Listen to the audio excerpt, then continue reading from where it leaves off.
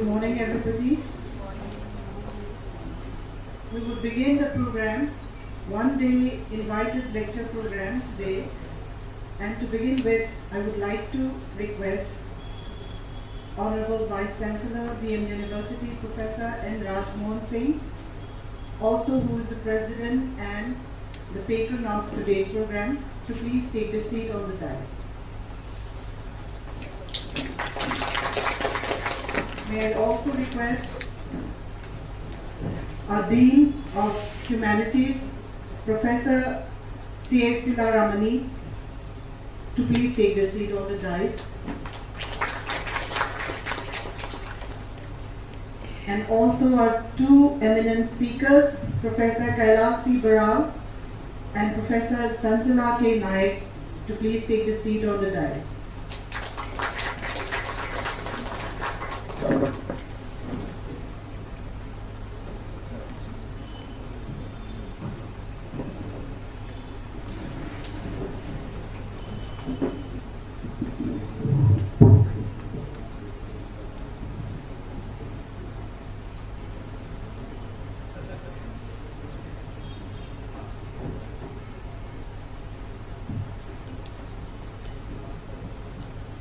And now Professor Irom Gambhir, Department of English and Cultural Studies, Manipur University, may kindly introduce the two eminent speakers of today's session.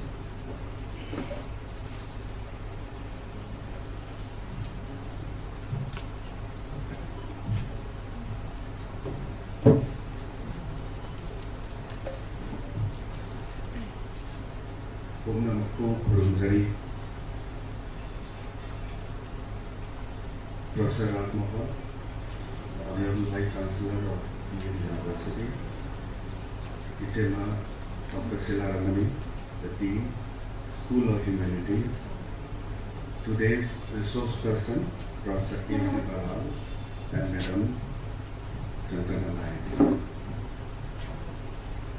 In fact, it's a privilege for me to come back to my alma mater, because I remember in 2000, in early 80s, I did my graduation from this college, and the same hall, the same roof, and the similar benches is worth remembering. And Dr. Sarat Sharma, we organized competitions, debated.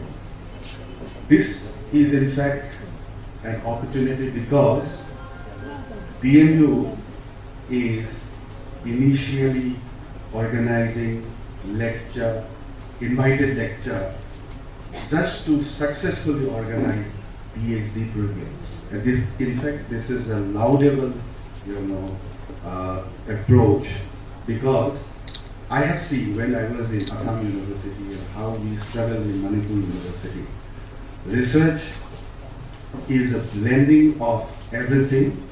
I have learned even from my students. Therefore, grouping together, interacting, exchanging idea will bring a viable, a better research.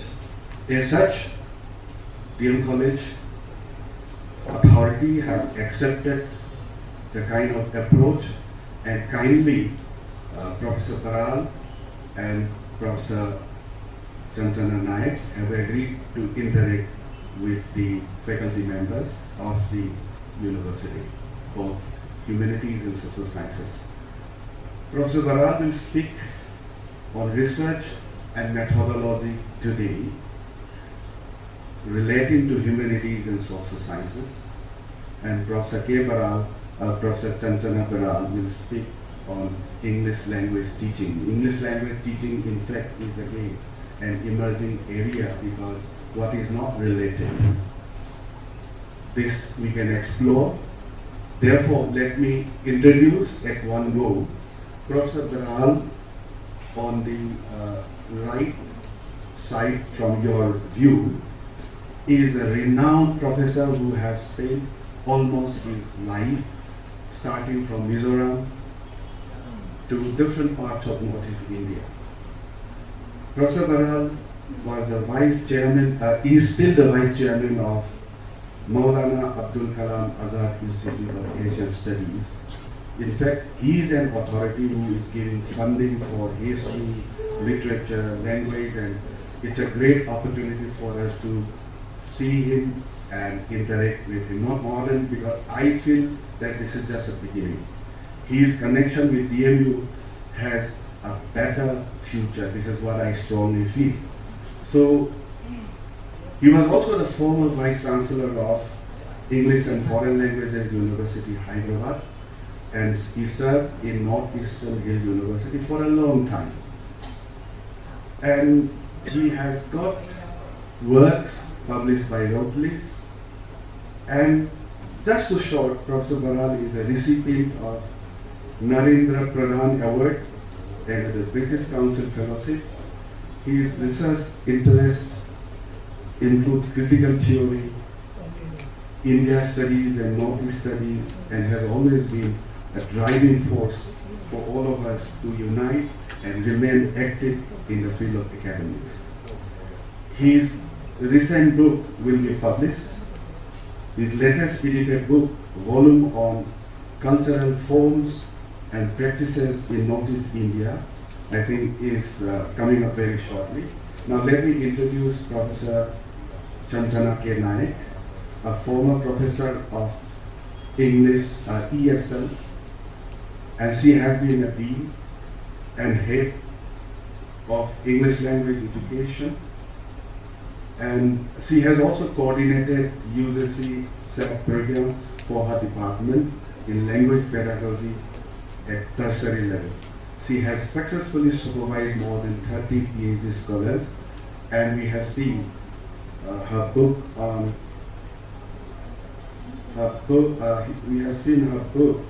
Sasi Deshpande, and also we have seen a lot of her articles to her credit, which is available online and offline.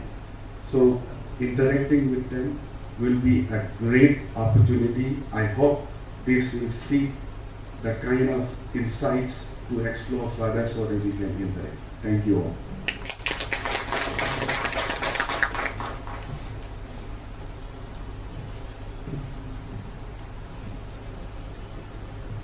Thank you, Obradambir.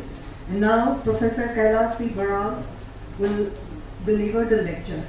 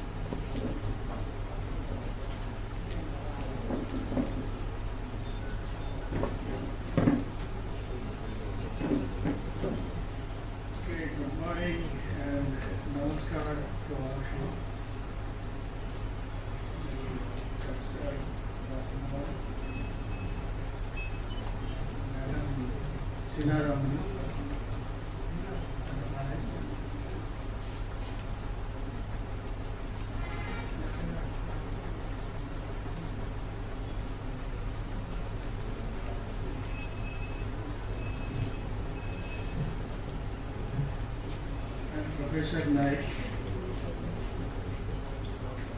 colleagues from the university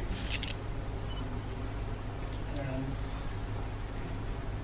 students, ladies and gentlemen. Today is actually indeed, I would say,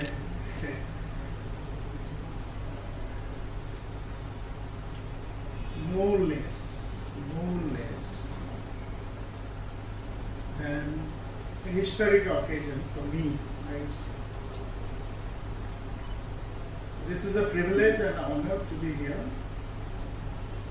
because I have heard about this college, I have passed around it, entered this college. And it was the joint efforts of Madam, Professor Singh and Professor Mandir Singh that we have landed here. See, I came to Northeast in 1979. Long time. I retired after 41 years of service. Now, Northeast is my second home. Even my home, adjoining my home area, I don't know that much, as much as I know Northeast. Almost all the states. Mizoram, I have worked, Nagaland, I have worked, Ceylon. Then Professor Naik was in Tura. Finally, we moved to Hyderabad. I became the Vice Chancellor and Vice Chancellor was for a while. And so became Dean. But Northeast has totally, you can say, more than 100% occupied our hearts and mind. See, last month I was in Govt. I left, the deluge started. When I started from Kolkata, it was raining and the waters have crossed in. And after that, everything was, like flooded, all communications stopped. Now, this is how I am associated. And from here, I am going to Kohima, again, we will go to Arunachal. See, I have been always traveling. And this is one book Gambhir has talked about that is coming out by a very reputed international publisher. I am also associated with the creative writers, what they do and all that. I was a member of the Northeast Writers Association for many, many times, associated with the Sahitya Academy, but in my humble effort, I would say, whatever is possible in my part, to talk as an outsider, observer, or becoming an insider, to present to the outside world, that I have done all the years. But the challenge is humongous. See, Northeast is a mind-boggling thing actually. And my last project under ICHR is, I'm still going back to 19th century, looking at colonialism and the history of Northeast. What happened? I'm not writing a typical history book, but how has the society faced the challenges during that time? And what are the forces that have actually transformed that time? And at this moment, I just want to, let me say, admit one thing. I have been wrestling with Western theory for many years, and I have a book published by Routledge on Derrida. Theory after Derrida. I have speculated what will be theory after Derrida. This is my experience that the theory has been the West and India is the data. Just like Washington Post writes everything, whoever is opposed to India, they will publish it. Okay. This is going on. There is an intellectual tussle, not only media tussle, there is an intellectual tussle that is going on between Indian intellectual claims and the West. And those who have chosen the easier way, you conform to the West, you have no problem. Because it is an unbroken legacy of the superiority of the West. But when you try to make any claim for Indian way of thinking, of our own intellectual history, India, I don't mean something somewhere, even Manipur's intellectual history. See what happened to Manipuri society? The different communities, those who live here, and how history, community, knowledge domains, how they have wrestled with each other, competed with each other. And what are the intervening factors in between? Now they have created new paradigms. You see, traditional societies, when they undergo some kind of religious, spiritual transformation, new paradigms are created. New books are written. So this is where I think, I always advise to my students, you don't have to look for issues, problems outside. Look into your own community. There are so many issues are waiting to be researched on because we need our local intellectual tradition to advance, to move forward. And we need to have new eyes. I I don't say new eyes you cannot transplant, new ways of looking at older problems. Why have they occurred and why they are being repeated? Is there any some other way to look at it? I have just a couple of papers in that book. One is in Manipur tradition, and the other one was the Rasliya. And it is since some of the old practices still continue in the Rasliya. Now here you look at some kind of alliance between an old form, which was pre-Hindu or pre-Westernite, whatever you call it. Now there is a new form. And how these things happen, and still the old form is going on. Now therefore these interactions of different cultural forms, patterns and paradigms, the way they evolve from the local to the regional to the national, would provide us that theoretical model that we can always throw out some new theories or new ways of thinking or new ways of looking at things. Now that precisely is the point of research. That's because I was not very clear whom I am going to address and what I should do. I have just mentioned some traditional things, but what I actually interested to do, that may take me another talk, local intellectual tradition vis-a-vis the research and the upcoming research challenges. That could be altogether different. This is a generalized talk. I think most of you know about it. But maybe I will try to put it in a different way. And maybe I will agree with the way you know it. There may not be much of a difference. Now I come directly to this. Why academic research is important? You see, I have a simple mantra when the students come to me to do research. I tell them that research is not something you finish it with a specified time. The research is a lifelong mission. If you are ready for that, then you come to this course. Otherwise, you look for something else. Because of the UGC's quantification mechanism, this IIT model, they quantify everything. Now, part of it, new education policy is also quantification. And you know from where it has come, because some people in India, they think they know all the solutions, all the problems, but they are wrong.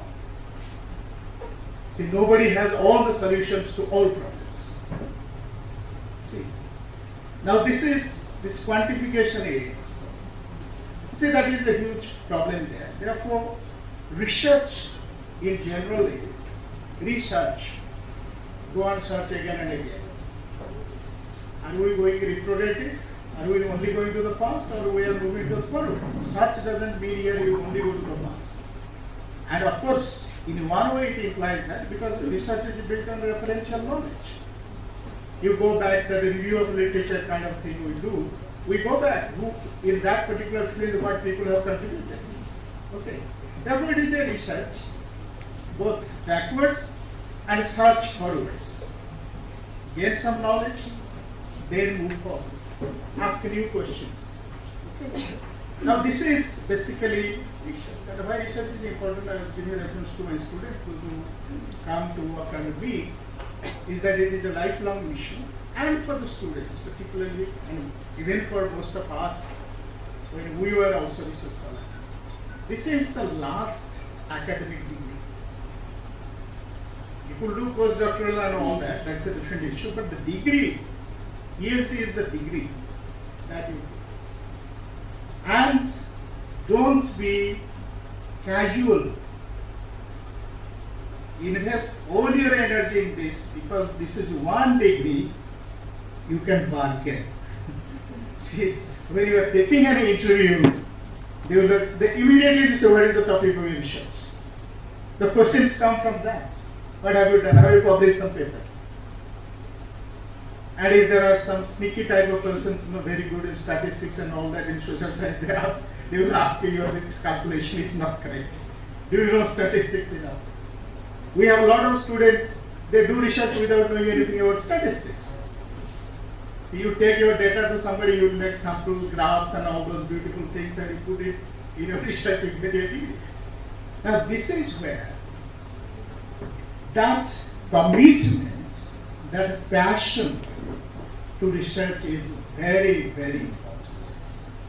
And because those who do PhD, most of them will stick to academics, and ultimately academics is no longer a very comfortable job these days, because you are always challenged, so many publications, this thing, that thing, and your career is evaluated. What is that thing? Something is there, no? It is done, marks are, API. You have to prepare your API all the time, and therefore there is no respite from there. Okay. Now, I am talking about the research scholar practices in our academic institutions. This is little bit. I would make some broad observations on this. You see, productivity. There are some universities, because nowadays the field is very wide, very open. There are private universities and very good humanities universities, social science universities have come up, like Signada, Ashoka, and all these things. And they are doing great work. They have got very good faculty. And Kriya also in South India, there is one university called Kriya, all Ajit Premji. There are so many private, very good private universities. And we have central institutions. And for sciences, they have got innumerable institutions now, PhD. Alongside that, you have this UGC qualifying things, NAIC, JRF, all these things. You need to qualify. And research is heavily funded these days. Anybody who is qualified for NAIC, even if you are a non-NET student, you also get fellowships. Therefore, research, earlier during our time, nobody would bother you. You are doing research at your own thing, and nobody would give you any support. Nowadays, research is a very good proposition. If you get in at least 3-4 years, you keep on getting some income. Now, for this, what is happening at the level of academic institutions? Actually, the point is, we at the national level, because I am part of some stupid committees also, because there is no discussion only numbers and all that. Say, how many PhDs are produced from China? How many from India? See, even there is no authentic data. Okay. And this is one column in NAC. And each teacher has to give the name of the topics. This is one side of the story. Therefore, the research field is very widely open. And sometimes you will find there are a lot of, particularly social sciences, even in literature also, humanities also, there is a lot of a reputation of the same. So I will give you one example. Like the Northeast centers, like women's studies, gender studies has become very important, like environment studies. Nowadays, you find any student, what is your topic? Status of women in Manipur society. What does it mean? It is going to be a descriptive kind of thesis. What status? These kind of things are, and you take the same model, and almost you carry the same review of literature of gender theory and all these things. Status of women in Arunachal. Status of women in Assamese tribal society. See, you keep on repeating the same thing. You produce more PhD. But what is the outcome? What is the archival status of this knowledge? It's only repetition. Now that is one danger. That is actually inherently universal in social sciences. Therefore, what has happened, why it has happened is, social sciences, they are facing a crisis. Because this Comte-Durkheim model we have carried so far, and this quantitative model, field study, interviews and data collection, we have followed, there is nothing creative about it. We are not able to move beyond that.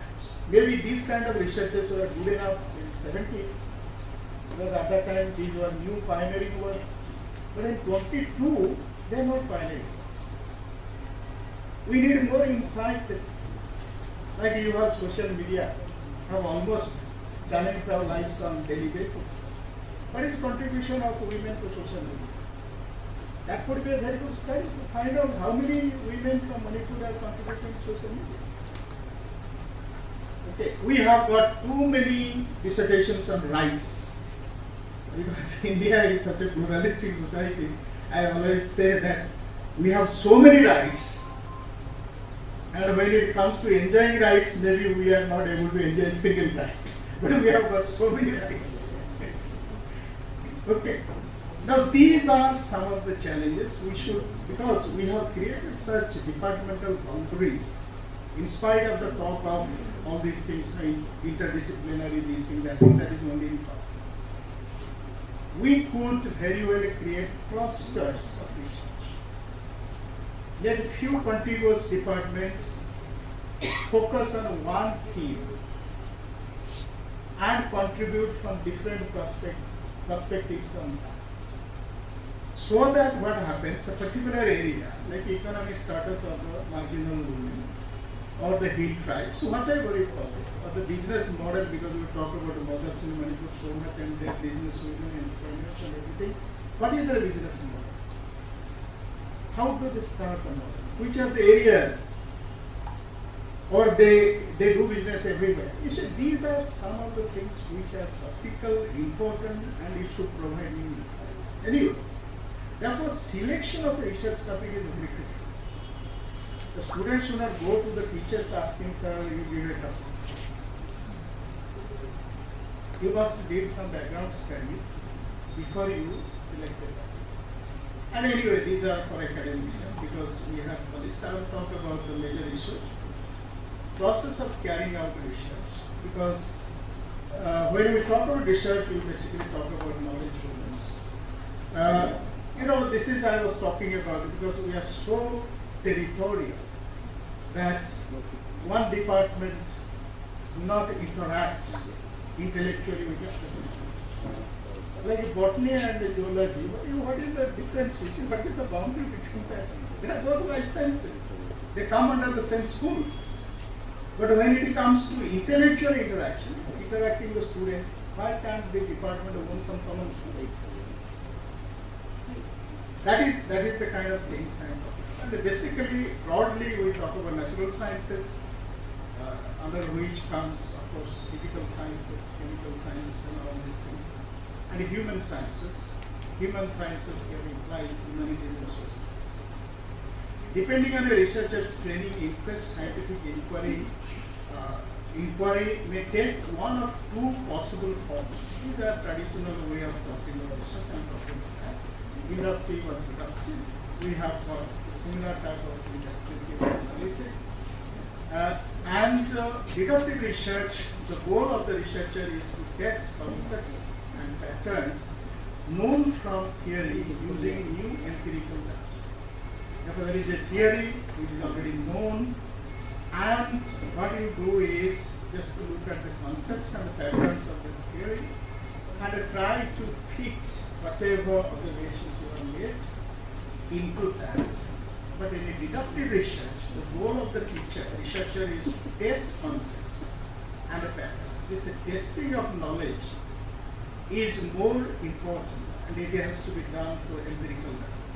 In inductive research, the goal of a researcher is to infer theoretical concepts and patterns from observed data.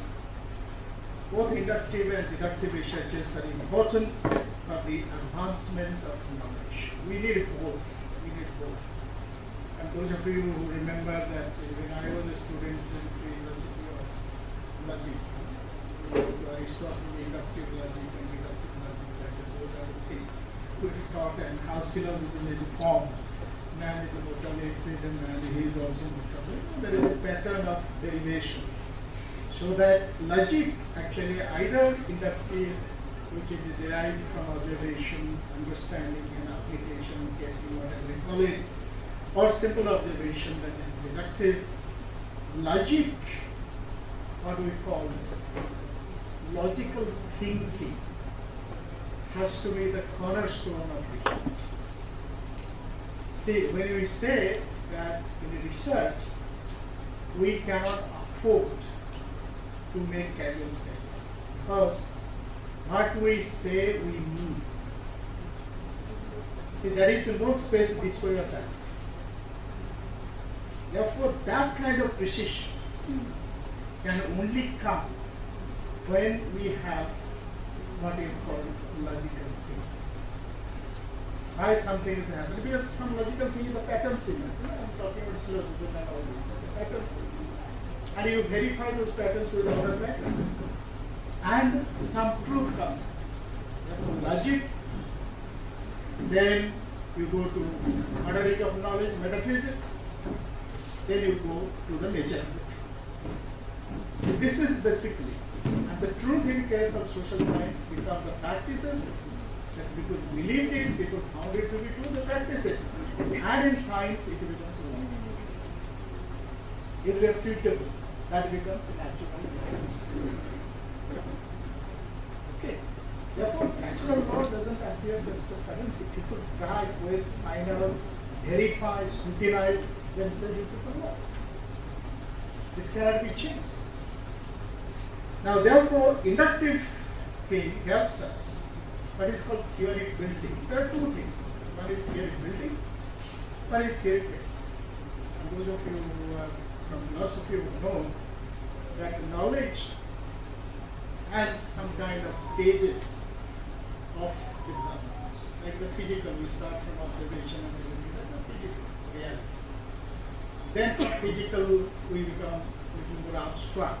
That is metaphysical. And from metaphysical, we go up to a stage called epistemology. Okay, it is not that they are all immune from error. There could be epistemological error. There could be philosophical errors also. The thing is, it is a testing that determines whether there is an error in your philosophy, in your thought, or anything or not. Now, the testing actually comes from your wider reading, counter questions.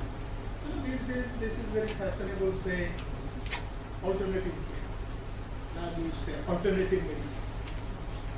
What is an alternative? It's not counter, mind you. Counter is protesting something. That is, it's not counter. It is already there. Like Indian medicine system was already there as long as the Western medicine system was there. It has some assumptions, like Vata, Pitta and all these things, because it diagnose certain things. West diagnose something else. Therefore, these are based on treating human bodies. And therefore, when we say that allopathy is not suitable, I will go for alternative. That is why I will go for Indian system. Or I will go for Islamic system, Unani. These are alternative models. These are available. Now, what happens in theory testing? If you are a comparatist, you would always look for alternative methods. If this method says, this theory says this, what is this theory says? And each theory, mind you, has a testing model. How a theory has to be tested. Okay.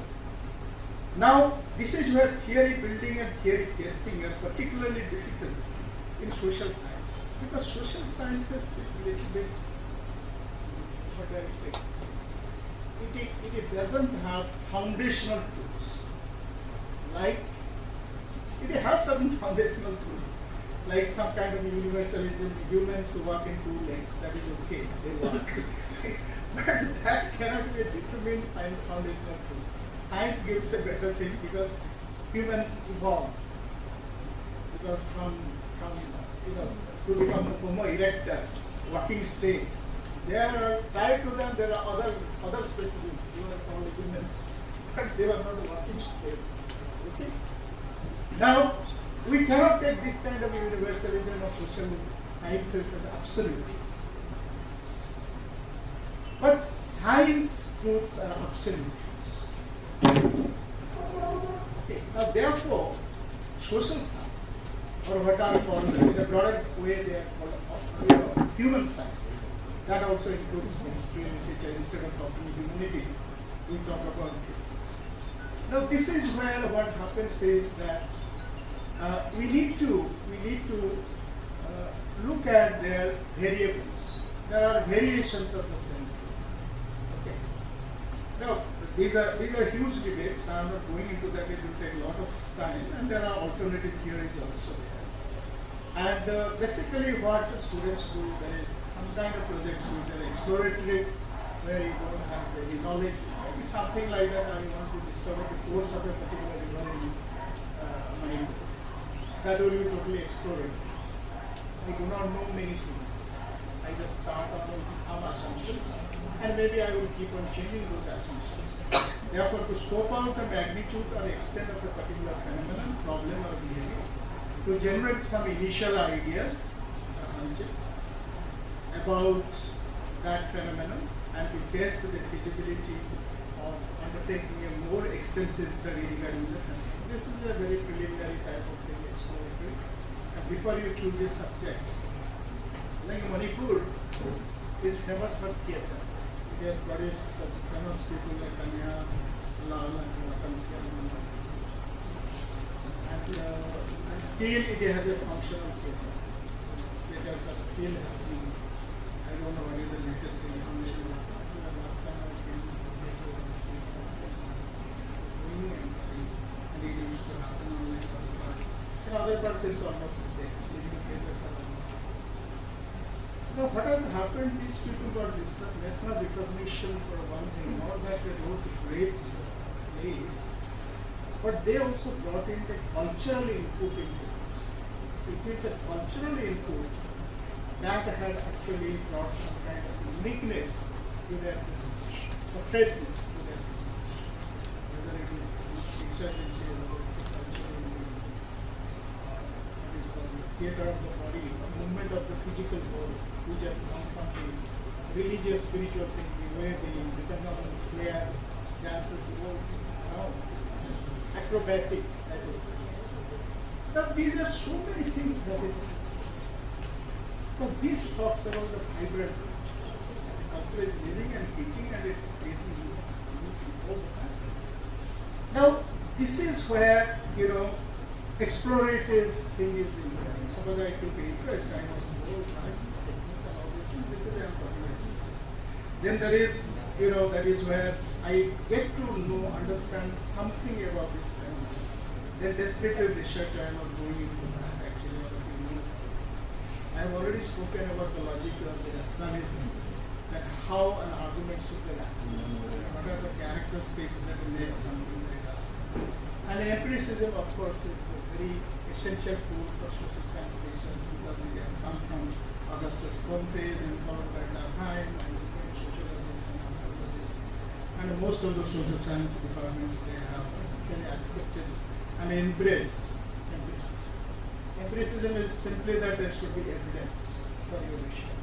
Whether that evidence is produced through data or for some other kind of observation, experience, or whatever, that has to be done. But it has something called a measurement that, observation and measurement are the important tools of empiricism that makes knowledge, systematic. Now, when I talk about this theoretical positions like rationalism is a very, very important aspect of Western philosophy. If you think of Descartes, I think therefore I am. That is the statement. Therefore, thinking was the very essence of Western philosophy, or whatever you call it, and therefore it has given precedence to thinking, rationality over intuitive thought. Now that is altogether a different conversation altogether. But from here came empiricism, what is called positivism in philosophy, after Kant, Comte followed something. That there are some universal, social universals which could be considered as a true through empirical method. If we measure it, and we can find that. And we have done so many studies like that. Like nutrition. We are measuring it. What are you eating? And finally we say that the kids of a particular area are malnutrition. There is malnutrition because they are not getting this much of protein, they are not getting this much of carbohydrate and this that. Therefore, measurement is very important for empirical studies. And empirical studies have done a lot of good. And we have ideological studies, idealism. Marxism is one form of idealism. and those who write some pieces from Marxist point of view, New Lake point of view, they produce ideological kind of things, and post-positivism or postmodernism. There are new areas opening up all the time, and as I was telling you, a critical theory of postmodernism, that is also a huge thing that has come, and as it is said, we are in a state of a post-theory, post-human, and post-universal, post-truth period. Now, we are really, I don't know whether we are very knowledgeable or we are helpless. If everything is post, one day it will come, let us think of a post-college. It is already there, you don't know. It's online. That means the physical space has disappeared. It is all virtual space. Look at this. It is happening before us. Maybe we are the last few surviving people sitting in a place and talking to each other. The kids will not like. I will find out it in the, online, what is going on, what is happening there. Now, this is the challenge. Are we going to disappear in the post-human phase? Or we will still live with a new identity? Identity politics is still a vigorous concept in Northeast, and we do not know that frequently our identities are changing without being conscious of it, that they are changing. Now, this is where critical theory and postmodernism have taken us to a different level, and therefore researchers need to be reoriented following these theoretical trajectories, keeping in mind these things, what happened in India, whether India had these kind of concepts. I look at the new weapon systems that is coming up, artificial intelligence, precise strike and all that, and we are yet to believe what was happening in the mythologies. Whether that was a Varunastra which will rain and bring flood and plague you with a flood without killing you, but drown you with water. And that may be going to happen very shortly. You never know. And this is one thing, this is very close to me. I always tell my research scholars, and anybody for that matter, who wants to, even a faculty and faculty, wants to write a research paper, there should be clarity of what you are doing. Clarity is everything. Okay. Clarity of a what? See, clarity of a concepts, constructs, and variables. These three things are almost to the soul of research. If you don't have a clarity of the concepts, the area you are studying and the concepts associated with that, and different constructs about that, and variables which are very important tools of logical thinking and moving forward in research.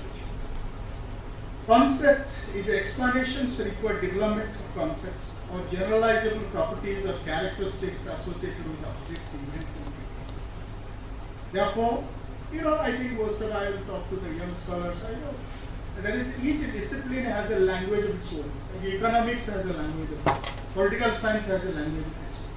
Therefore, these words are like goods. Goods has a different meaning in economics. Other than economics, it has a different meaning.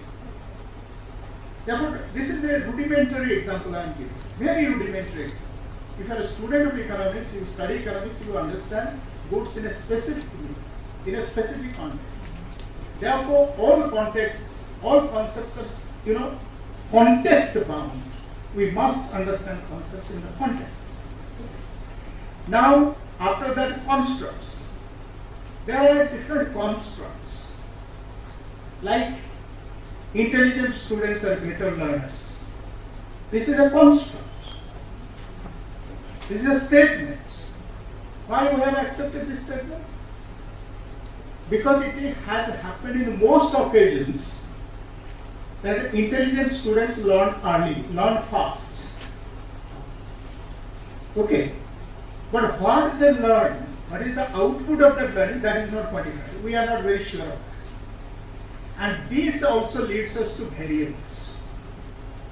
Like intelligent is an independent variable, Whereas learning is a dependent variable. It depends on the intelligence. And as because we cannot quantify intelligence, we can only quantify learning. Look at this reverse. After quantifying the learning, we say he is an intelligent person.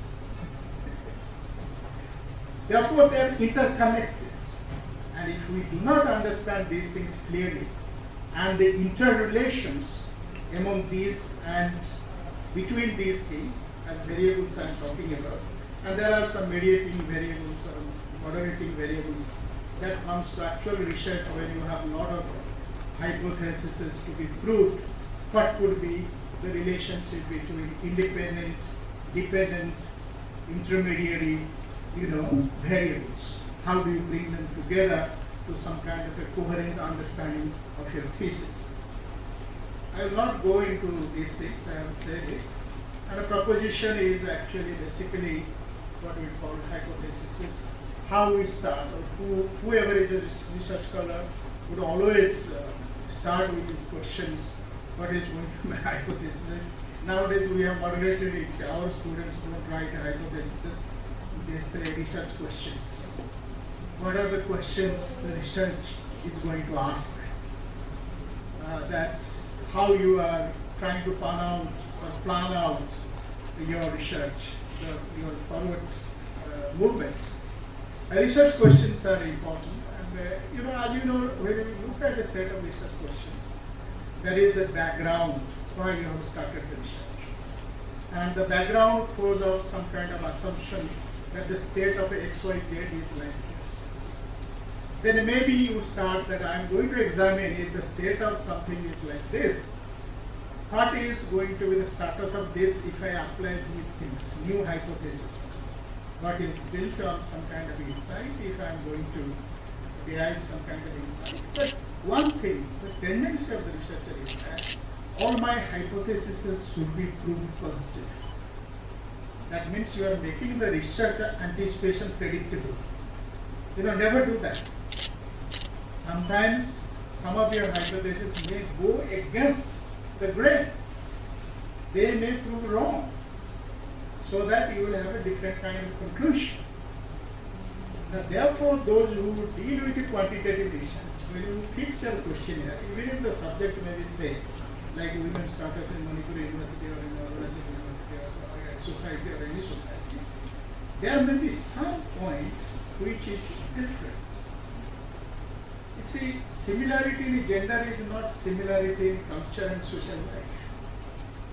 So we are known, our identities are always based on difference, not of similarity. We eat the same vegetable, dal, curry, and the way it is prepared in Impal and in my place or in Hyderabad restaurant are totally different. That doesn't take away the essential feature of a dal.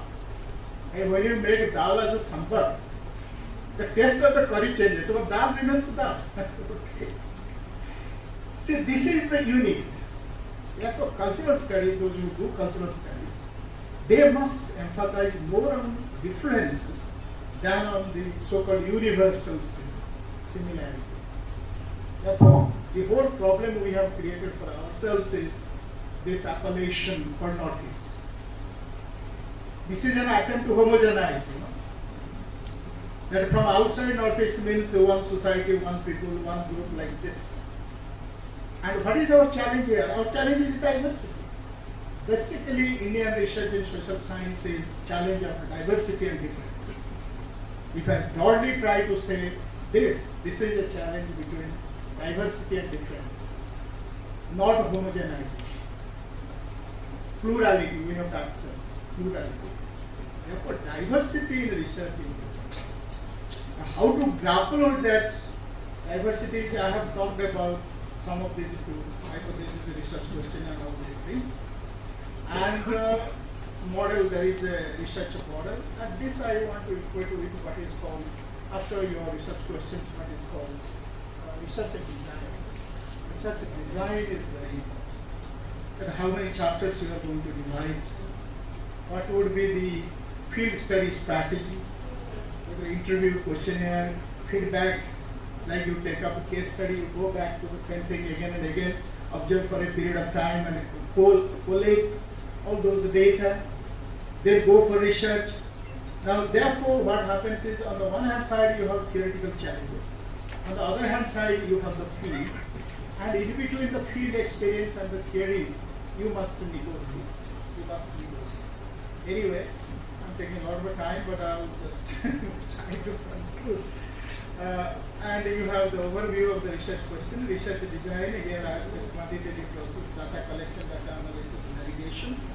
Qualitative flow research based on research questions. Anyway, review of literature is an important thing, how up to date you are. Then organizing, writing, editing, submitting the thesis. This is one of the, actually this is another important part, because thesis is not free-wheeling, research is not free-wheeling. You have to write in a particular format, what is called academic writing, and I think Professor Naik will talk about partly about academic writing. It is not writing a fiction or a story or something, it's a different, very disciplined type of writing. And editing, I think editing is a very important feature. And that's because I am basically a student and teacher of language, I mean literature, English literature. I always caution my students that you are making some common errors in writing this, and not these students have one particular common error that starts with the first sentence. You know, he is one of my friends. Done. This is one of the important problems. Done. Invariably, I don't know, they will always forget this. This is one of the problems, which is grammatically correct. But this is one of the problems. So therefore, there is some syntactical problem in your thought. Problem means, this is the problem. They may be meaning that, but grammatically it should be one of the problems. Okay. Now, how many times you correct it, it will not be corrected until unless the person who is writing knows it that I am making a mistake. Therefore, you should be your best editor. Self-editing is the first thing. Let somebody point out these are your invariable problems. And once you are conscious of those problems, it happens because of bilingualism, it happens because in your mother tongue you must have a different syntax and you don't carry it to English language. And some of these common errors are very much there. And there is another kind of problem in quantitative analysis. The research data analysis, the statistical problem, different tests, the white test, this test, that I am not very familiar with these things. Some plus minus 2 or 3 errors used to come in, those kind of things. One has to have some basic knowledge in statistics if you are a student of, let us say, ELT or let us say sociology or whatever. Not studied statistics, but you need to have. And this is called sampling. What is the sample size and all that? All these things are part of research design, and one has to do that. But one has to also look after the style of writing, the formatting, so many things. And these are part of the research. And there are different handbooks, like literature students follow MLA, and in social science, mostly the Chicago manual, Chicago style, follow the Psychology Association, American Psychological Association. This is regarding references, books, and all those kind of things, citations. All these things are there, you do that, or your teacher will do that. But that is also one important part of research production. Finally, I want to say something for the information of the audience here, is that the resources. How do we get resources? You see, you have the university library or you have a fellowship, you go to some archives and other things and you get some resources, go to the field, you collect some data. But nowadays what has happened is online thing has made it, and the government of India's policies have made a lot of resources available. There is something called National Online Library. It is managed by IIT Hyderabad. You have to simply register, and whatever material they are, particularly science, that is huge material. And you can access it, you have to only register. Once you register, they will give a registration number, you access it. And it is, this is one huge issue. And particularly people from social science, and there is something British library, which has got huge lot of information and material on Northeast.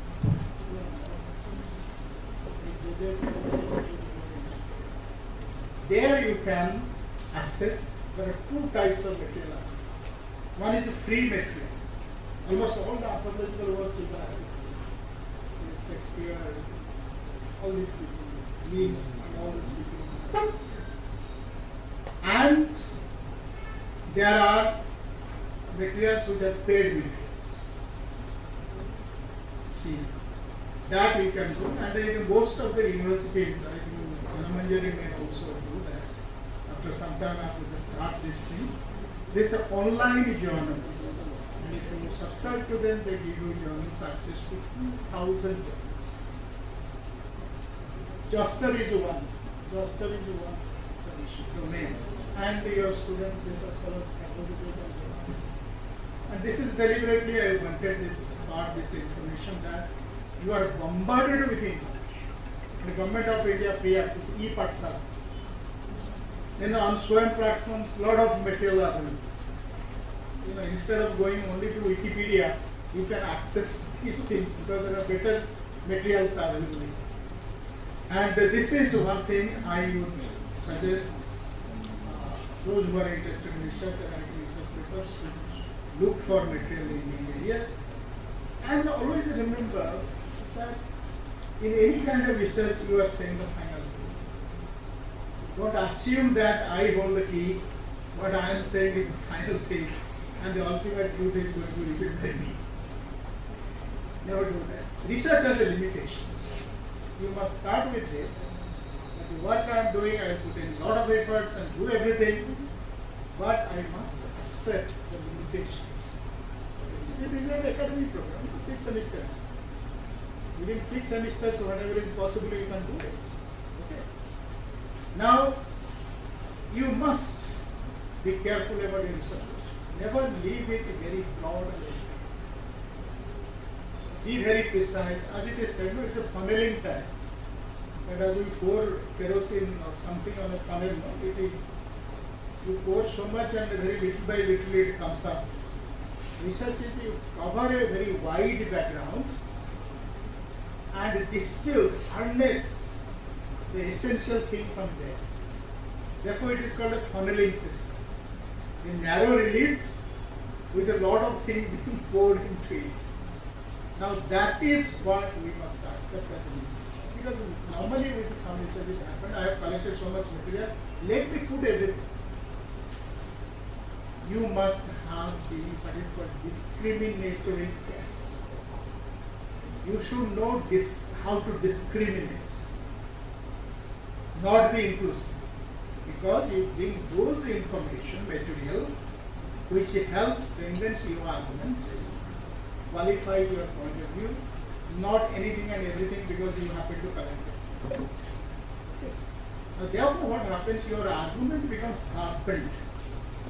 It looks more transparent that you are not the only person who has said, others also have said.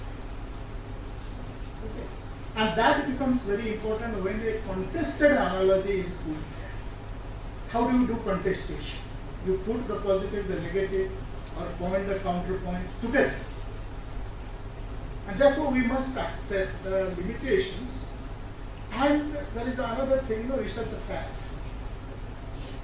Of late, in the universities, you ask any young scholar, you will find social science, humanities, or folklore. Folklore has become so popular these days. From JNU, Delhi University, any Northeast student in me, what is this? I am doing on Naga folklore. Whereas Naga itself is umbrella term.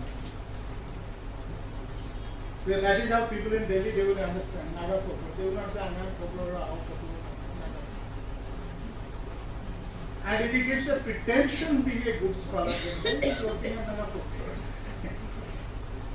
And I was taking an interview of a student, PhD Viva.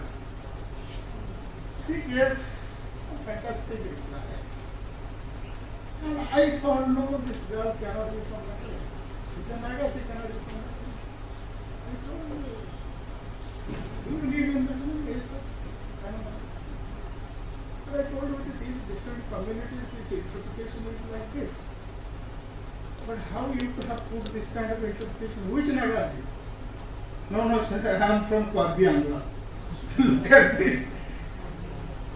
Because I know Nagaland, Naga tribes and their different folk aspects and everything, this girl has done only from secondary sources.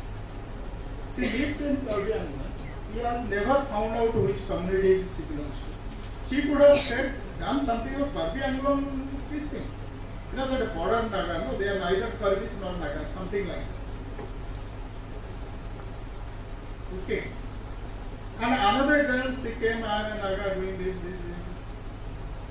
I found she very convincing. And she is somebody from Manipur. What is this? Cookie. She is a Cookie girl from Dimapur.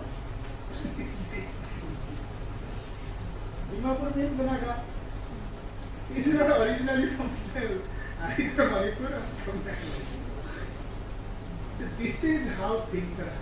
And the UGC has given a lot of money, 45 lakhs to tackle in mainstream mainland universities, start a course on this. And you will be shocked to know the content of their courses. I told who has trained it, which expert has trained it. No, as our students inform us what to do. Today you go to JU, the students, most of the students from Northeast, either in English department, social science, even folk history has come in history department also. They are all working on folk. It's a convenient, there is no lot of secondary source material. You see, you don't have to read, and there is no field study. Whatever you put across, that becomes the focus. There is nobody to question. Jamia has a research institute, Northeast. JNU has a research institute. There are lots of money, there are faculty. Therefore, Northeast has been commodified in such a huge way. Therefore, our challenge is not only to look at and establish the knowledge archive, but also try to also ask these people. Northeast should not be traded like this. So this is what it is. Like in Naga song, Northeast knowledge is produced outside. People without knowing anything, suppose say somebody is writing a book on Manipuri Mari items without a Rampa concept. Can that person authentically produce a Manipuri curry? Anyway, thank you very much.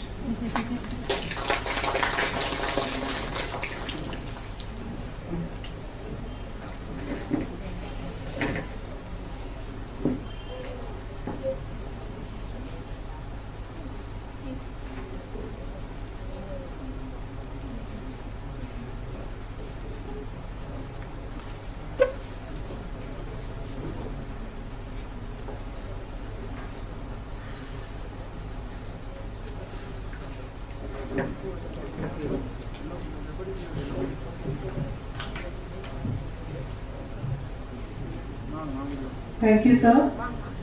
There's a slight change in the program. Now,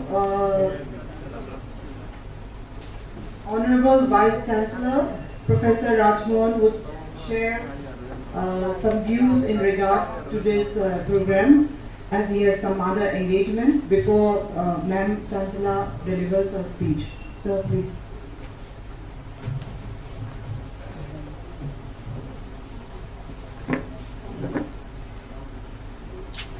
Very good morning. Respected speakers, Professor Kailash, Baral, the Vice Chairman, MAKAIAS, Minister of Culture and Government of India, Kolkata, and Professor Chanchala K. Naik, former Professor English and Foreign Languages, University of Hyderabad. Respected Dr. Slarami, Principal of M-Level Arts and Dean, School of Humanities. Esteemed head of departments, faculty members, scholars, and media persons. At the outset, I would like to thank Dr. Kailash and Professor Naik for their acceptance. We requested to give talk particularly in the research methodology and also research in English language teaching. And I also would like to thank Professor Gambhir. He personally initiated this program to me and Dr. Slam. So I thank you for that. Also, we all have been heard about, we all have been inspired by Professor Baral's talk. His informative, thought-provoking lecture is very important, and we all are enlightened. I love to hear Professor Chanchala Naik's talk also, but before finalizing this program, I had already made one commitment that I have to give a talk for the research program of Manipur University in the English department. That now it is the time of seeing future of science also. So quantum revolution, computer revolution, and Balkan revolution, these three are now fusing together, and it has a lot of impacts to come in the whole 21st century. So visions how science and technology will revolutionize the 21st century, and all of this I have chosen this Balkan revolution. How Balkan revolution will revolutionize the 21st century. There will be that talk. I have to give now in Manipur. Sorry, yes, Professor has already highlighted about this methodology and many others. To me,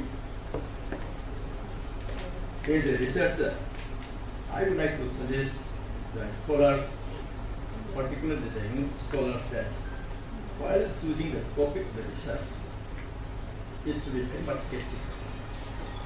And the objective should be very much clear. And the research methodology, which research methodology you are going to use, it should be very, very clear. And then more important is your outcome. Outcome of the project is to be very clear. And more important again is while it is coming to results and discussion. So your experience and knowledge, everything will come in the results and discussion.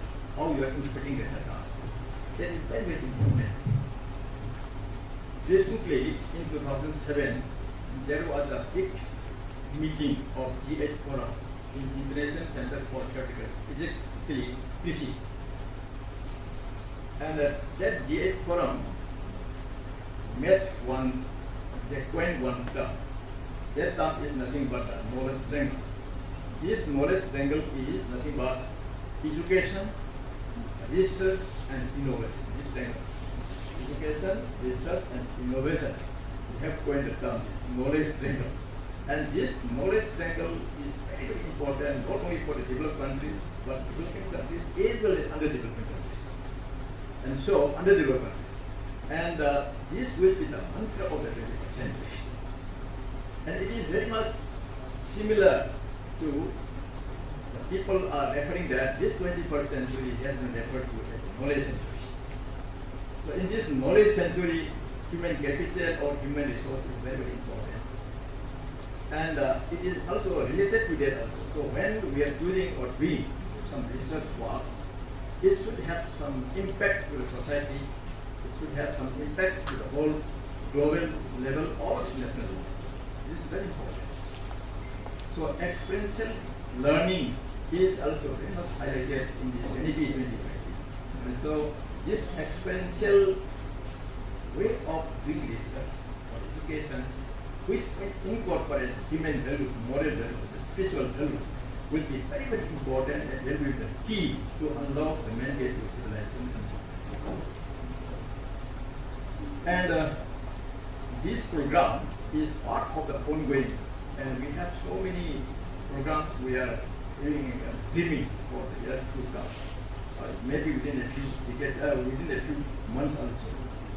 We are planning to have this coming 26 for the youngsters, particularly for undergraduate and PhD students, that the importance of this international Olympiad. One of our Manipuri, Professor Chanchala, who is now head of the Department of Statistical and Theoretical Mathematics Division, head of department, ISI Pusha. We are inviting him and the Department of Mathematics, Young College of Science, Hyderabad University, in collaboration with Research Institute of Science and Technology, RIST, Manipur. We have already registered, are joining together to have one talk on this international Olympiad. This Professor Santa, he is from Hyderabad, and he is doing very good work, and he is one of the young mathematician, emerging mathematician. He break the record of the Institute of Fundamental Research.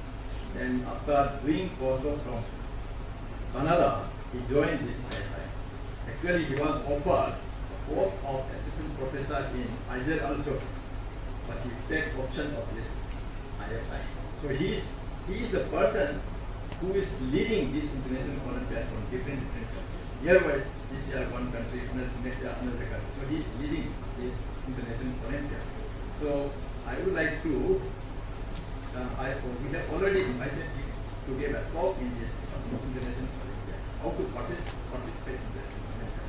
So he will give a talk on 26th of this month at 1 p.m. at room number 73 of Young College of Science. I think for youngsters particularly, it will be a very important program. After that, on 16th September next month, it is the World Ozone Day. After this Manipur satellites confirmation of this ozone hole. So the Vina Convention and Montreal Protocol came, and so this is internationally announced. United Nations has already announced that this ozone day is very important. It is to be observed in the whole world. So we are planning to have this ozone hole observation in the campus here on 16th September. We are also in the process of organizing one important seminar in collaboration with Department of Art and Culture and Hyderabad University. And that will be on the confluence of science, literature and arts. This is also very, very important now. UNESCO itself has highlighted very much about this science for culture and heritage. Even in Germany, developed countries like Germany, they are having chemistry department for culture, physics department for culture. Now with the coming of this nanoscience and nanotechnology, a new version is coming, and it is very, very important. And this technology, nanoscience and nanotechnology, can link all the disciplines now. So it is also under the umbrella of NEP 2020, multidisciplinary approach. It is very important for science, culture, and arts. This confluence, I think some resource persons will highlight on this topic. That is also in the process. Manipur, as we all know, sir, madam, Manipur, as we all know, our women's role is like very important here in Manipur. To be loved and to be catered and many others. Even academics and sport, culture, also they are being very important. So I would like to organize one seminar in JP Women's College. That will be Women Who Change the World. This includes part of Manipur women also. It will be very interesting. Women Who Change the World. That I am planning with this will be in the JP Women's College. It will be Women's College. And another one is now. It is very, very important for youngsters, particularly scholars. Big data analysis is very, very important. Big data analysis, artificial intelligence. So we have now resources, human resource of this big data analysis and artificial intelligence. And probably this program might be in the month of that part of September or early part of October. I'm planning for it. This will be very important, and it includes all disciplines. Big data analysis includes all disciplines. And that is another one. And another is now Government of India is also very much emphasizing now our history, culture. They are emphasizing very much. So we will see who are the torch bearers of Indian great nations. Maybe in science or maybe in culture or maybe in history or like that. So torch bearers of Indian great nations. That also we would like to plan for this. And another one is greening of money, environmental issues. Greening of symbolics. One professor was very famous, I forgot his name. Greening of symbolics. And like that, that model we can bring here in Manipur. Manipur should be a green state. Greening of money. That model we can bring here. And it will be very interesting while we are considering about this greening of Manipur. It incorporates many disciplines like life science, environmental science, chemistry, and many others. Holistically, we are looking at even wetlands conservation, everything includes here in this green. And moreover, we are this Manipur and Northern region. It is in the Indo-Myanmar hotspot region. We have enough biodiversity in terms of forest and forest diversity. We have many endangered, rare and endangered species. We have many endemic species. So these endemic species of forest and fauna diversity are green food. So how to tap this green for the economic development, for the sake of the conservation of environment and biodiversity, what we can do. So these research areas, we will focus and we will have one seminar. Another more important, now in Manipur, earlier it was only Manipur University. How many universities are coming up, like this BM University, Cultural University, Sports University, NTU, and the Cultural University like this. So, Dr. Gambhir and myself, we are planning to have a big seminar, national seminar. That will be on role of higher education in national peace. Probably it may be in the month of October, last week, I'm planning, but that we have to decide within a few days. And these are some of the emerging fields which we have to discuss, particularly in this past context. Because United Nations Environment Program is always saying that, and I appreciate that, think globally, but not globally. All our problems are to be solved by us alone. So, but we can solve the problems of Manipur, the problems of North India. So it should be through research way, in the research way, economically we have to solve. The role of higher education in the state building or national building.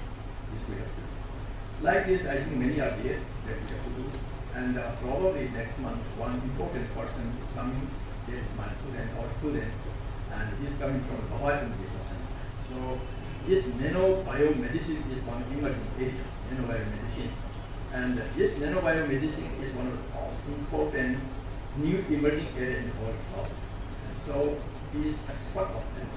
And his name is Dr. He passed from our department, chemistry department, and in the chemistry division of Hawaii Research Center, he is almost number one now. He is the first fellow of National Academy of Science from Manipur. And this year, the ranking of material science ranking is announced, and from India 2 persons are here. One is his name. So I'm inviting him to come over here, and he will give a talk on nanobiomedicine. How this nanoscience and nanotechnology can be used to control cancer, especially, or other areas. So I think I would like to invite our students also, scholars also, and teachers also. We have to have more and more interactions academically to solve the problem of Manipur and North region, and also for our country. With this background, I have to be here today, and next time let's do it. Thank you very much.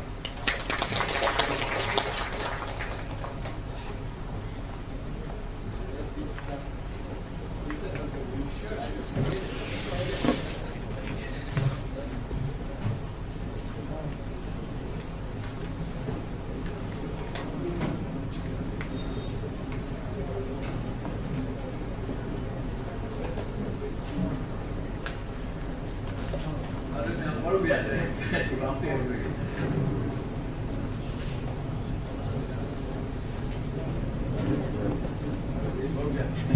Thank you, sir. And now Professor Chanchala would speak on research in English language teaching.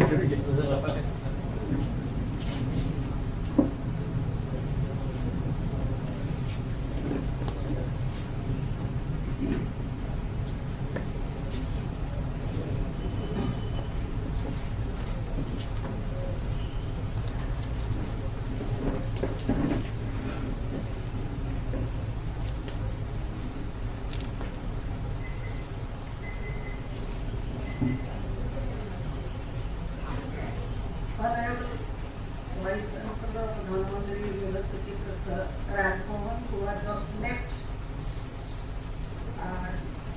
Dr. Silaramani, Dean School of Humanities and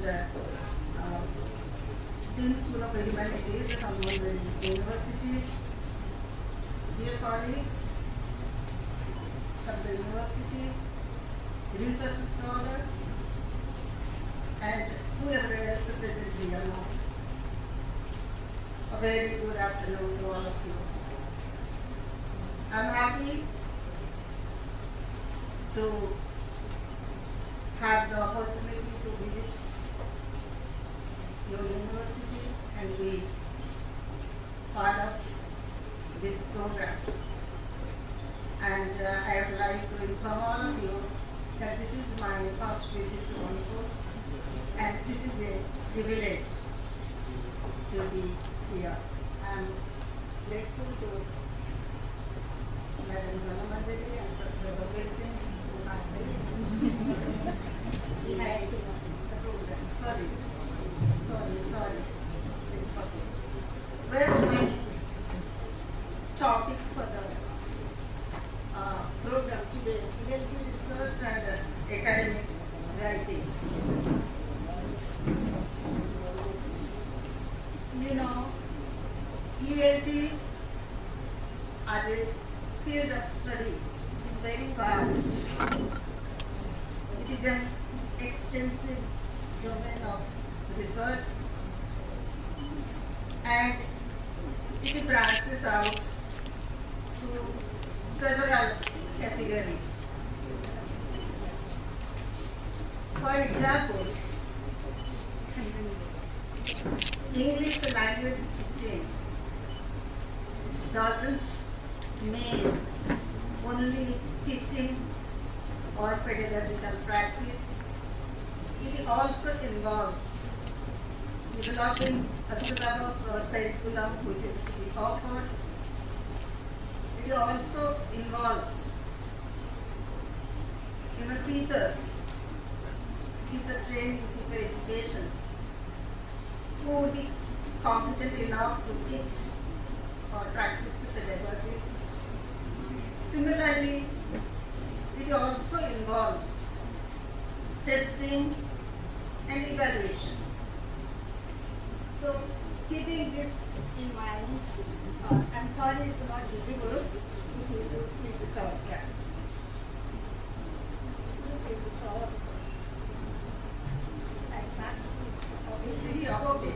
Okay. I'll see from here.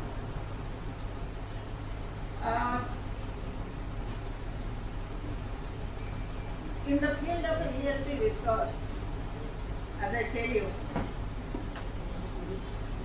doing research on language structure,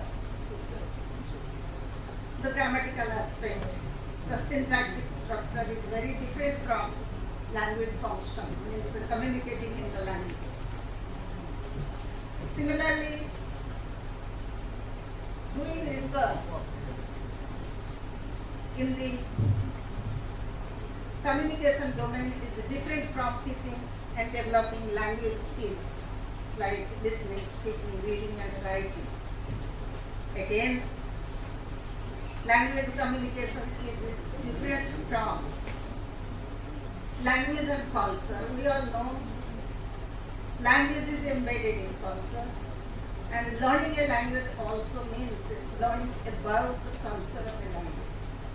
Similarly, the other domains like discourse analysis, learning theories, learning strategies, learning differences. All these are very, very different, but they all are interconnected one another. Similarly, we nowadays talk about digital learning, e-learning. We talk about, learning inside a classroom or indoor learning, outdoor learning, inclusive education. All these things fall in the domain of language pedagogy. So these very different domains are potential areas of research. We all understand teaching and learning are dynamic interplay between the learners, the teachers, the teaching materials or textbooks, the learning environment or a classroom which has its own culture. So, classroom culture, how learners behave, how the teachers teach, how they evaluate or assess student performance, these are also equally important areas of research. Therefore, students, depending on their area of interest, have to decide which area they will take up as their research area. In the slide, I have shown the 4 specific categories of ELT methods of teaching. Nowadays, we call it post-method pedagogy. The traditional pedagogical practices or methods of teaching have changed today. Post-method pedagogy is no more confined to classroom teaching, teacher-dependent teaching, fixed textbooks. More so, it has forced us in the age of digital, virtual learning. It has forced us to reimagine, pedagogy or teaching learning. So, syllabus design, teacher training, student assessment, these all have set domains, and they are fast changing. In the changing scenario, how we have to remodel our traditional ways of teaching, how to re-visualize, or we have to, determine. You have to think in the context of contemporary technical developments. So e-learning and reaching out to students' community, or let us say in case there is a interruption in the form of the recent corona break. So how to re-strategize the teaching learning context as in case of the pandemic. We have to be sensitive and strategize our positions to suit the new trends.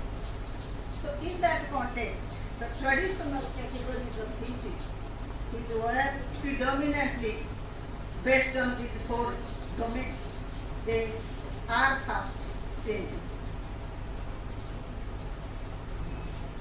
Talking about research, as Professor Baral has already discussed, what is research? Research is nothing but a problem solving. Research is, finding solutions to existing problems.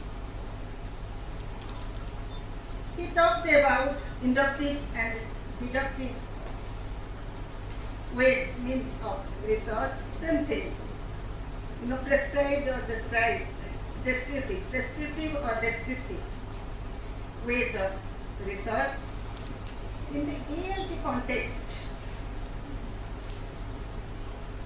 I am trying to make it more specific. We have a phenomenal world around us.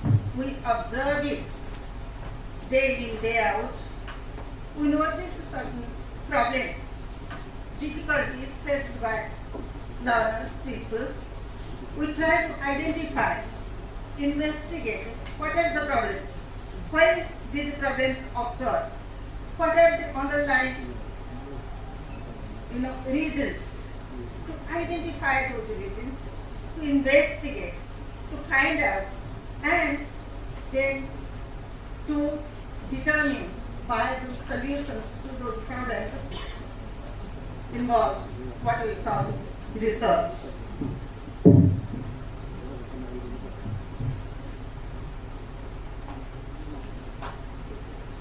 When we observe problems, we not only observe them, we collect and note the data, the different issues involving that problem. We analyze the data, we compare and contrast, and then we think about solutions. We form questions when we ask why this problem arises. Then we form hypotheses. Probably these could be the solutions. So when we form a hypothesis, we try to test that hypothesis. How do we test that?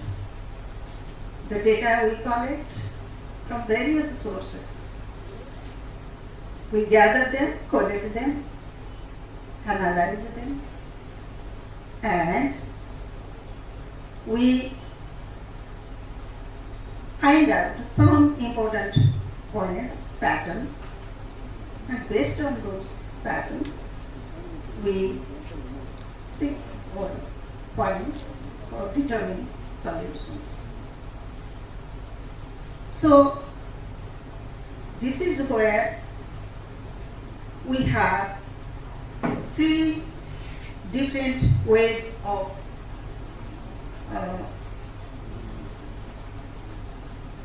finding the solutions to the problems.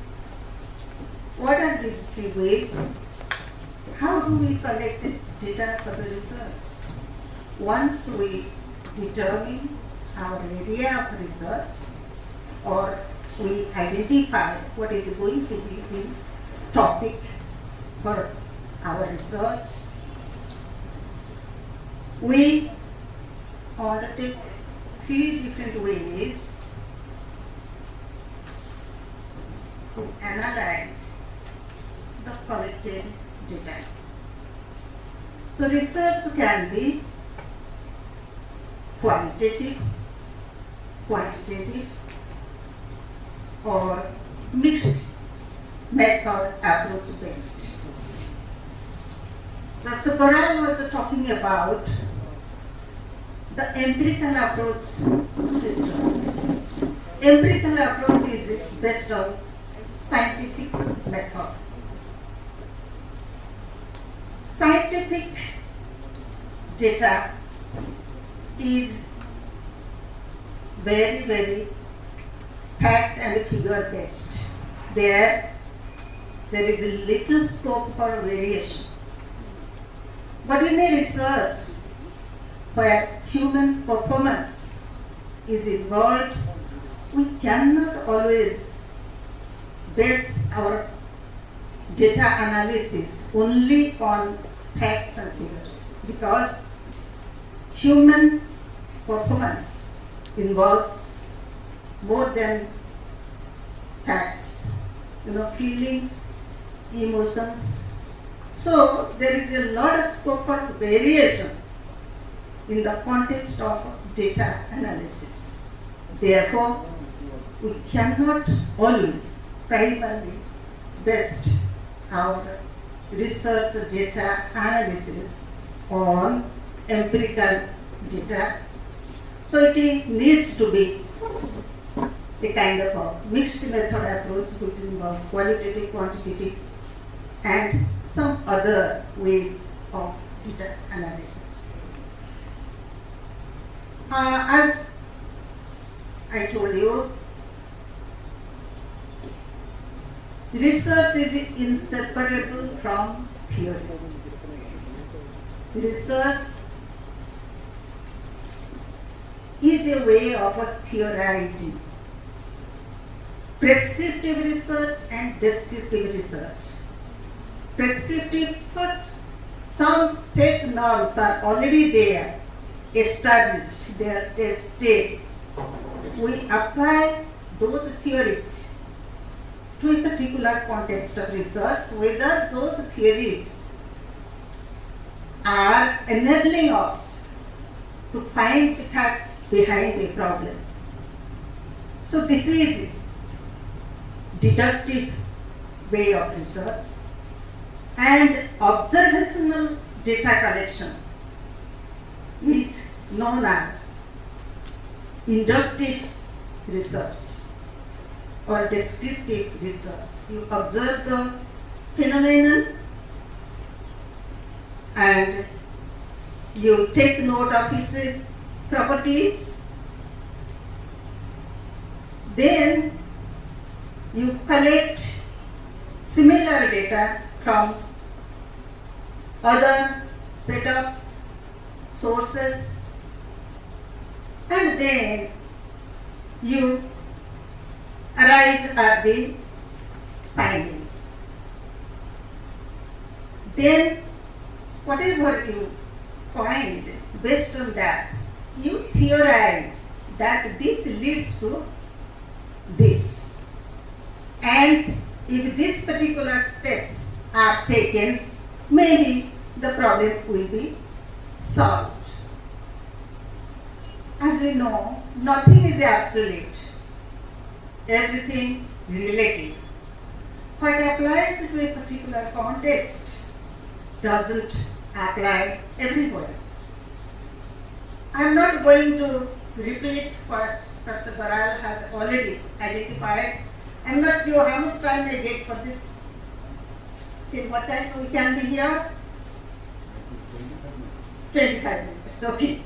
So I confine my discussion to that period of time.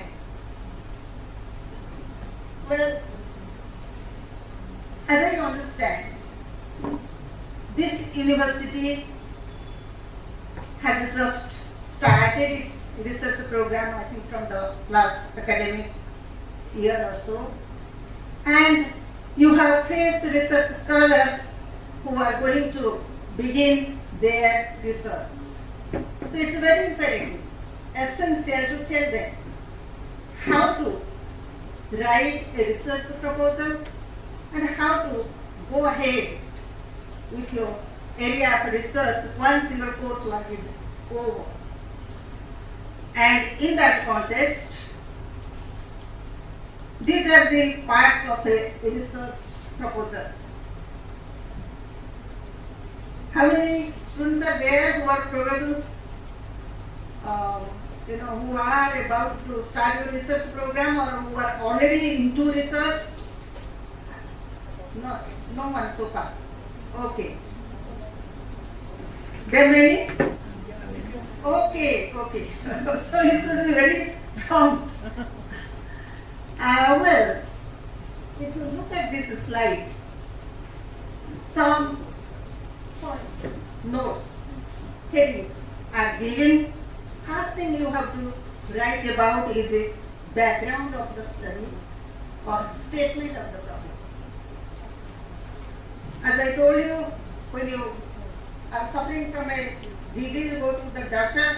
The doctors, in order to identify the problem, has to first go for some investigation, blood test or all, and once the problem is identified, the prescription is given what medicine to be taken.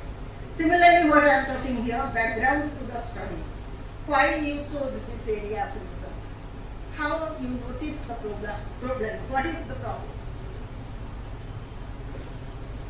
You have to prepare a small write-up with regard to that problem. That is what we call statement of the problem or the background to this study or research. Next point is theoretical framework. Research is nothing but having a lot of idea about that particular field.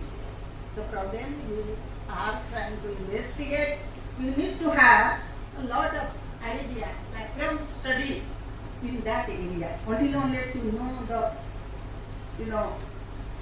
underlying principles, the related areas, you cannot do the right research in that area. Therefore, you need to have extensive study, a lot of reading, either from library, from e-resources, or whatever possible, whatever area you have access to, do a lot of reading. The coursework in the first year is nothing but to prepare your background for the research, to enhance your information about the general area in that field, whether it's ELT or it is in literature or social sciences and humanities.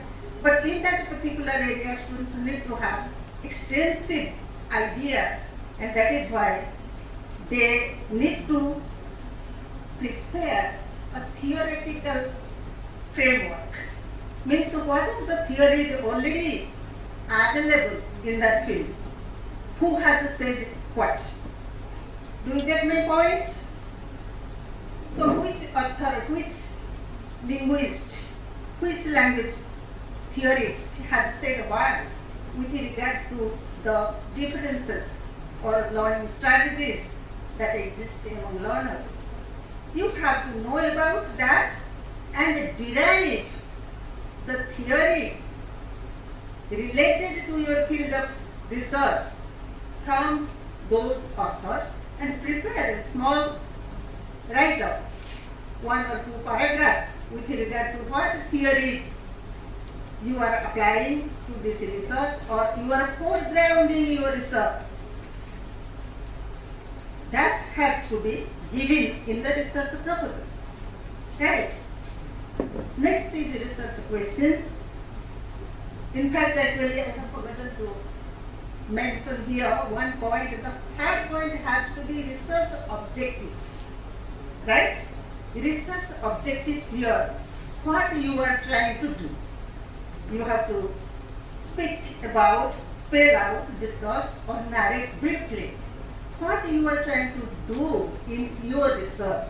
That is what is research objectives. Next is research approach. What kind of approach you are going to apply in your field of study, whether it is going to be qualitative research exclusively or it's a combination of qualitative and quantitative research, which we call mixed method approach. So you have to also mention in your research proposal what is going to be your research approach. Next point is research methodology. Research methodology is nothing but you have to briefly outline, point out what is going to be the structure of your study, what you are going to do during the course of your research, right? So here you have to mention who are going to be your sample. Sample here, the subjects of your study. Who are the people on whom you are going to do your research? If you are doing a research in the field of developing students' speaking skills, so are they high school level students? Are they tertiary or intermediate level students? Are they, let us say, primary level students? So sample of study or subjects of your study have to be mentioned. The location of the study where you are going to carry out, who are going to constitute your research group, That you have to discuss. Next is the research tools. What is the research tool or what are the research tools? How you are going to collect the data. There are different ways. You may construct a questionnaire. You frame a questionnaire related to your area study, and then there are different questions. Through the questions in the questionnaire, you collect data from your samples or who else are involved with those students, like the teachers or the authorities of the institution. So research tools may be only questionnaires, or it may also involve, personal interview with the sample, meeting students, teachers, or other stakeholders who are involved with that context. You also meet them personally, interview, collect information from them, and you can also record conversation or a classroom situation, and this is how your data is collected. Next, data interpretation, which you have to do, and then your findings you record in the form of a thesis, research dissertation or a research thesis.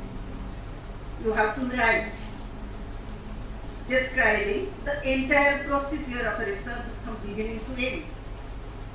Now this is where I want to point out students in the field of research find it difficult to write the thesis. Not only thesis writing. Nowadays, as per the UGC instruction, research scholars are required to write papers, present at seminars, etc., to write articles and publish if you are familiar with the Central University system.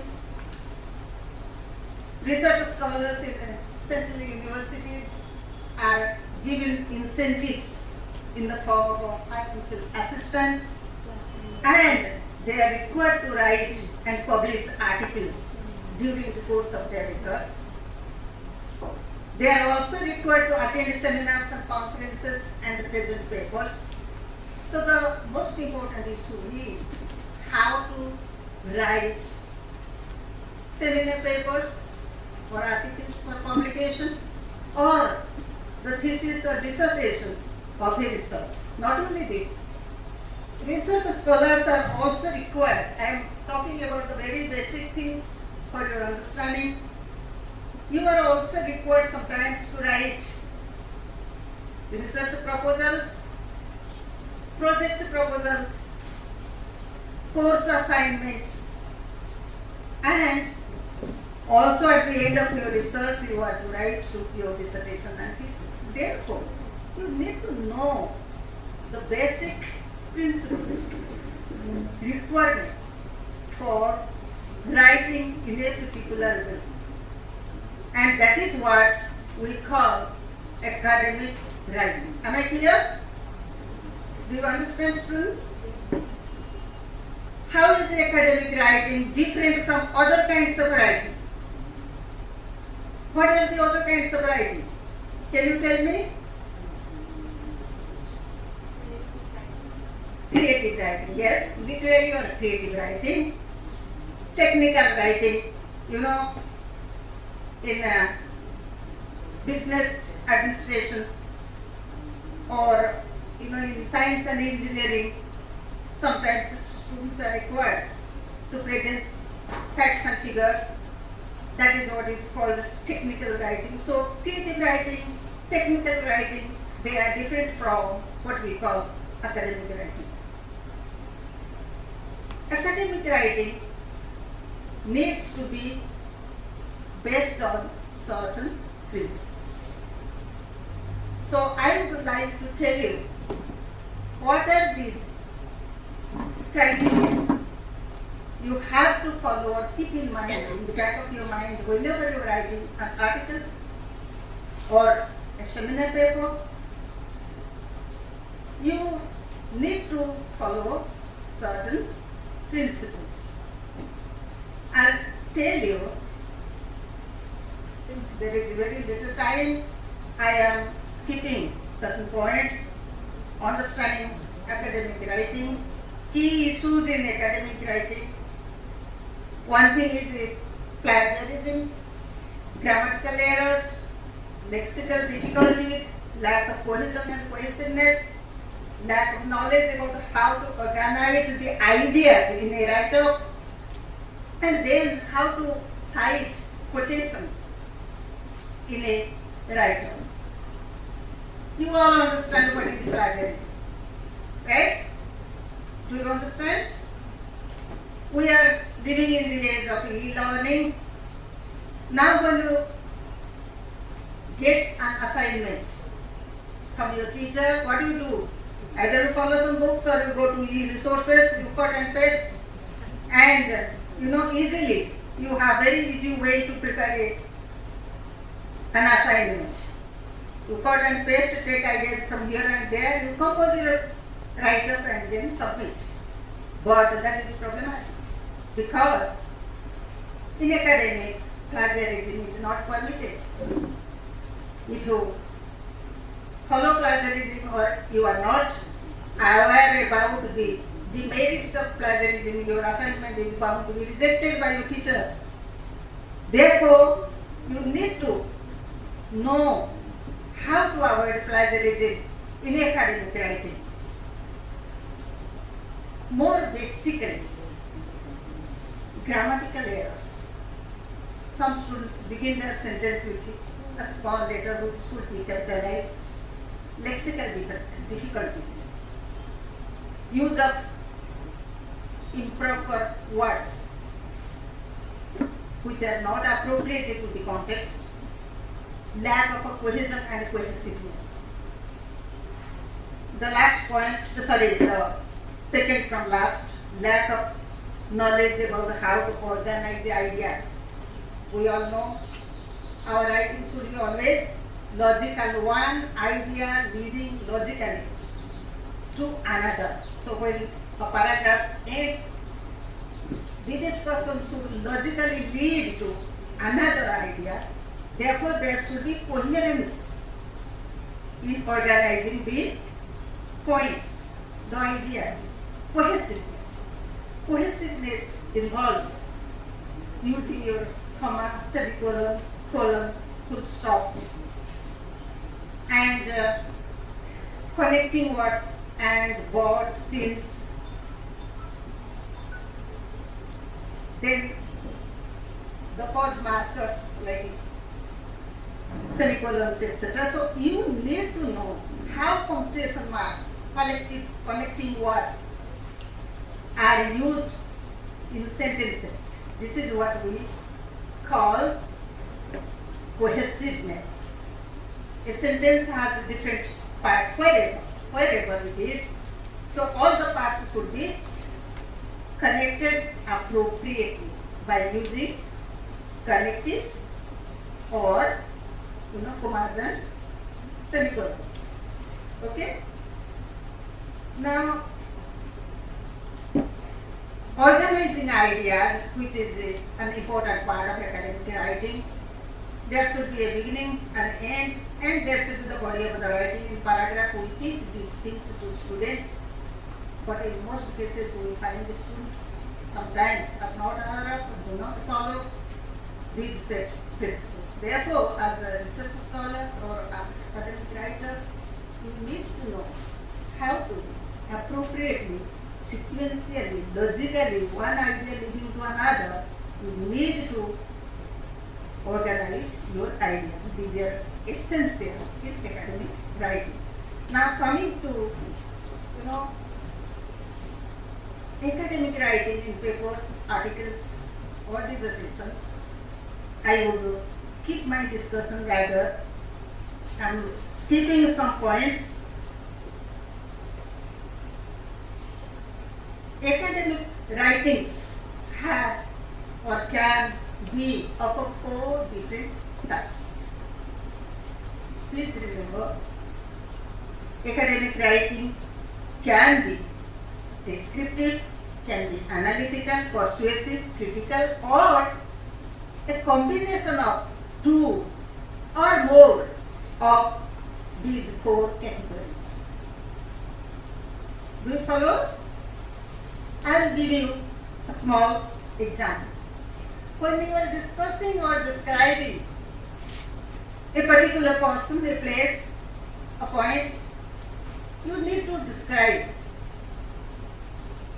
You understand description, describing something? Right, like writing an essay.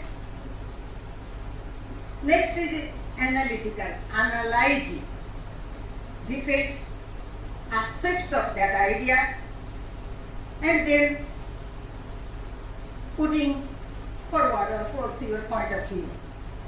Persuasive. Sometimes, let us say you are writing a proposal for some kind of a grant from a foreign agency. You have to put forth your points in such a way that the granting authority agency is convinced why you require this grant. So this is what we call persuasive writing or convincing certain readers or the academic community or the funding agency, whosoever is concerned. Then critical. Critical writing in academic writing is not just simplistic descriptive or narrative writing. It has to juxtapose various, some points are against your idea, some points are in favor of, in agreement of your idea. So while you think the ideas you are projecting or the findings you have, you think it's right, it's good, it is in the interest of the society or a certain community. So you have to have a critical analysis. It is not biased, it is not one-sided, it takes into consideration different aspects involved with that idea. This is what we call critical writing. So thesis writing or a paper writing or an article writing requires, these attributes of writing. Sometimes you have to describe, suppose you are writing a research proposal. You are describing a scenario, a setup, a situation. And then you are analyzing different aspects of that situation. You are putting forth your arguments why you want to take that area of research to study further. And then when you are writing the findings of your study, you have to juxtapose different aspects of your finding. Therefore, you always remember, you have to follow a certain style of writing in presenting your ideas or findings, whatever, and these are the qualities or types of academic writing. Now, this is the most important aspect which I want you as research scholars to be aware of right from the beginning. The 7 features, there can be some more, but these are the most important features of academic writing. Some of the features Professor Baral has already discussed. I am going into detail since ELT research in the area of English language teaching, you have to be very, very specific with regard to your language in writing when you are writing your paper or dissertation in English. Academic writing needs to be structured. What I told you earlier with regard to cohesiveness, cohesion in writing, or organization of ideas, they are part of what we call structured writing. Structured means here It has an introduction. It has a beginning, an introduction, which introduces the topic to the reading audience. Okay? It has to have the main body of ideas.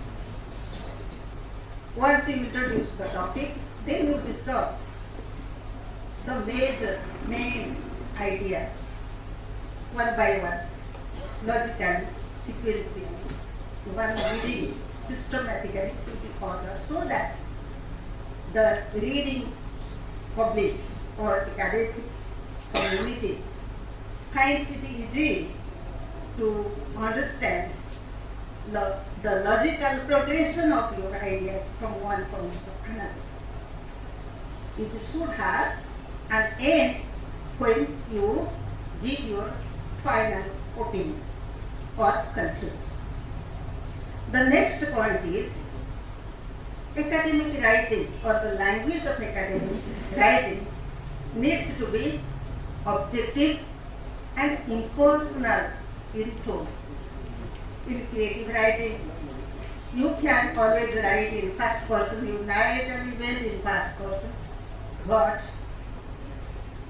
in academic writing, your write-up has to be in impersonal tone and in objective writing. There should not be first person describes like I, we.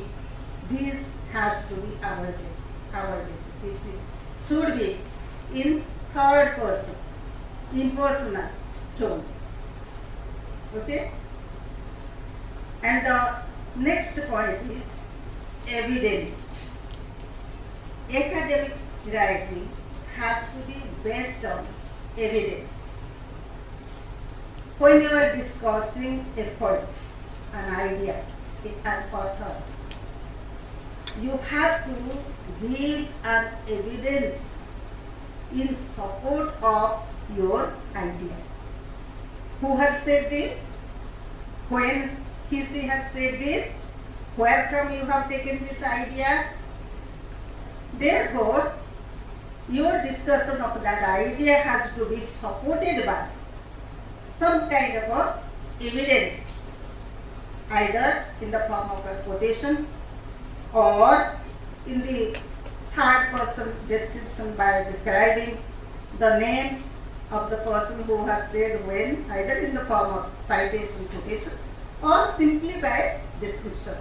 It has to be based on evidence. I mean the main point, if you are making any specific point.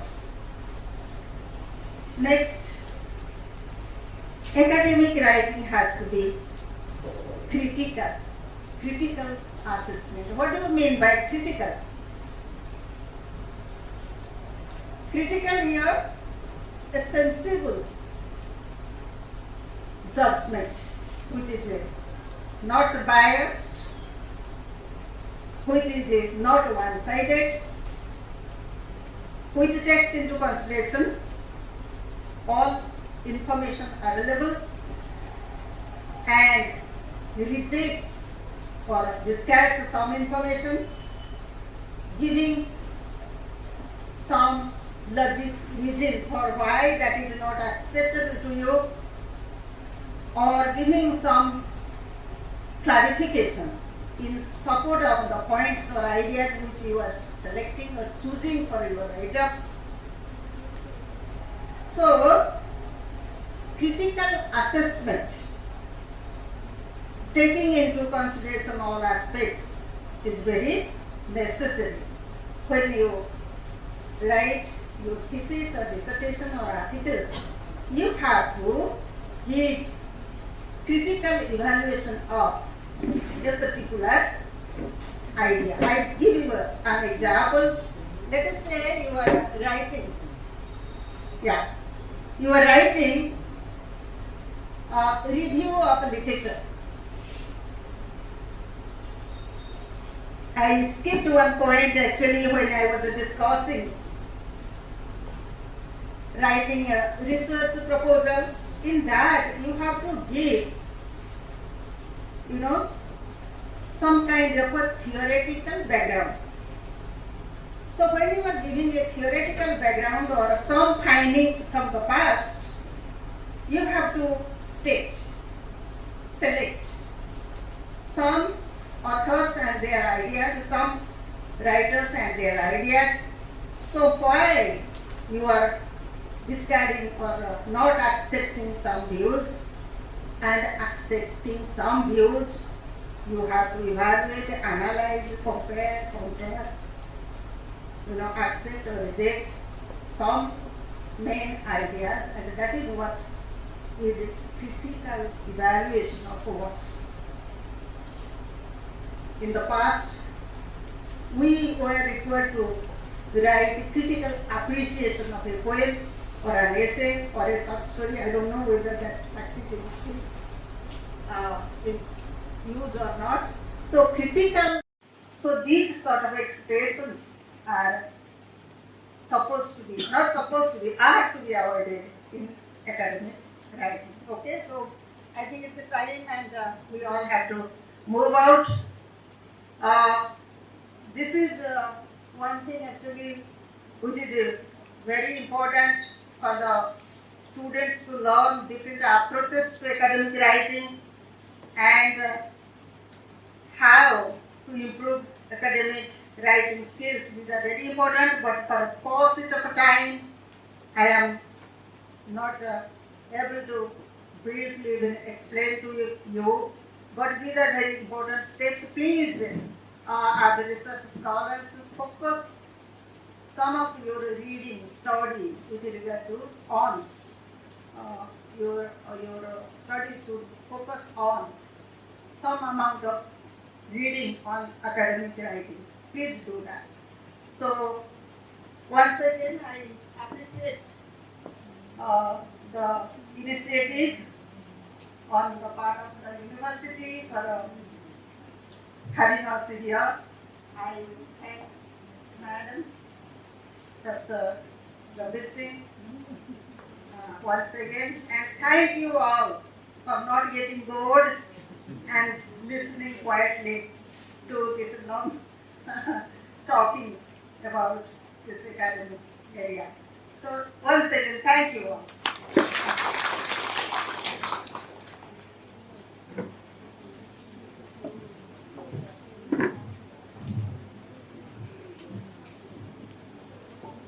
Thank you, ma'am. Now we have the interactive session. So anybody who wishes to ask questions, you may please do so.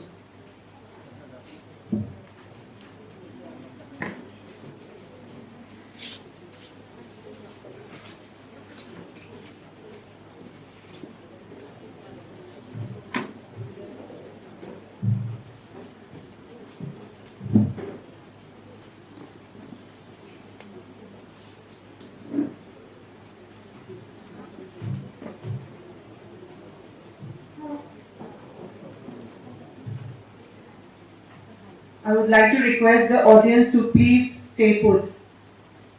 We shall have a couple. Please come forward. Whoever wishes to ask questions, please come forward. Madam, it's not actually questions. Before we have the discussions, we would request you to highlight the last portion of this presentation, because we'll be really missing it.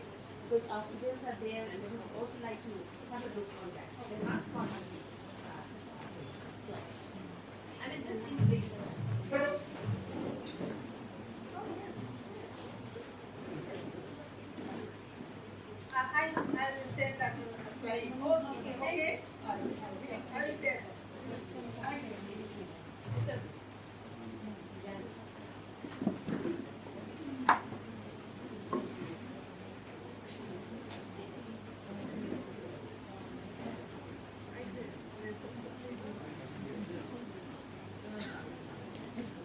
Can I raise a question?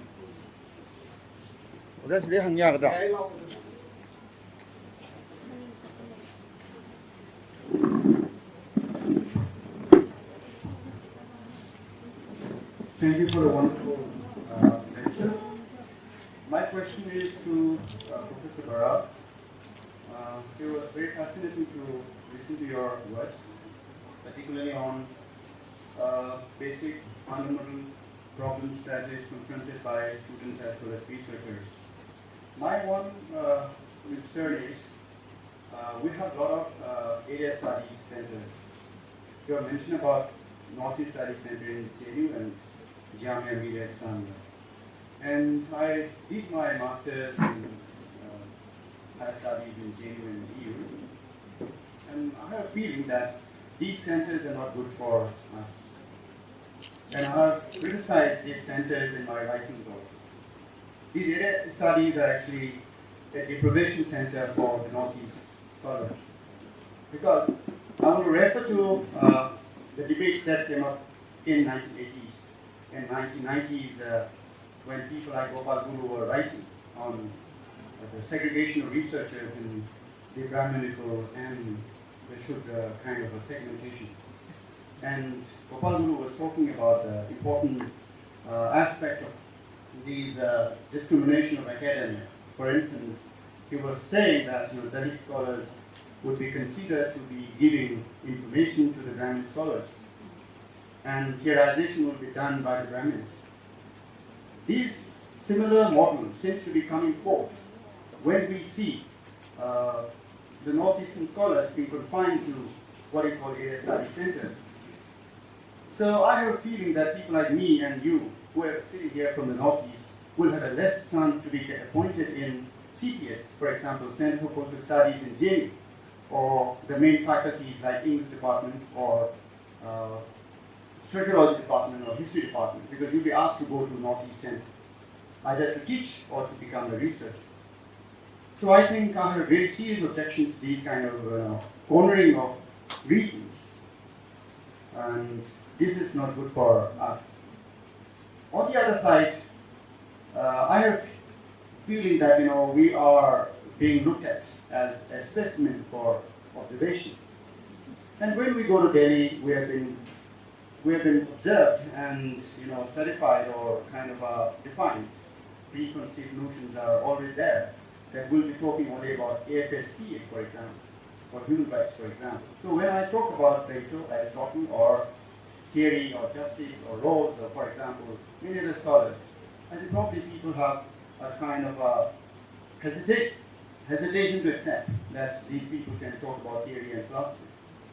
So I think the perspective of research that the mainstream scholars carry will have to be changed, and this needs to be seriously checked. Because when I was trying to do my PhD in JNU, I wrote a proposal saying that social science research in Northeast India, it was not allowed. I was supposed to present 5 times before 20 teachers, and ultimately my proposal was not accepted, and I had to change my topic. So that's how I got into PhD, otherwise I would have been thrown out. Thank you, sir.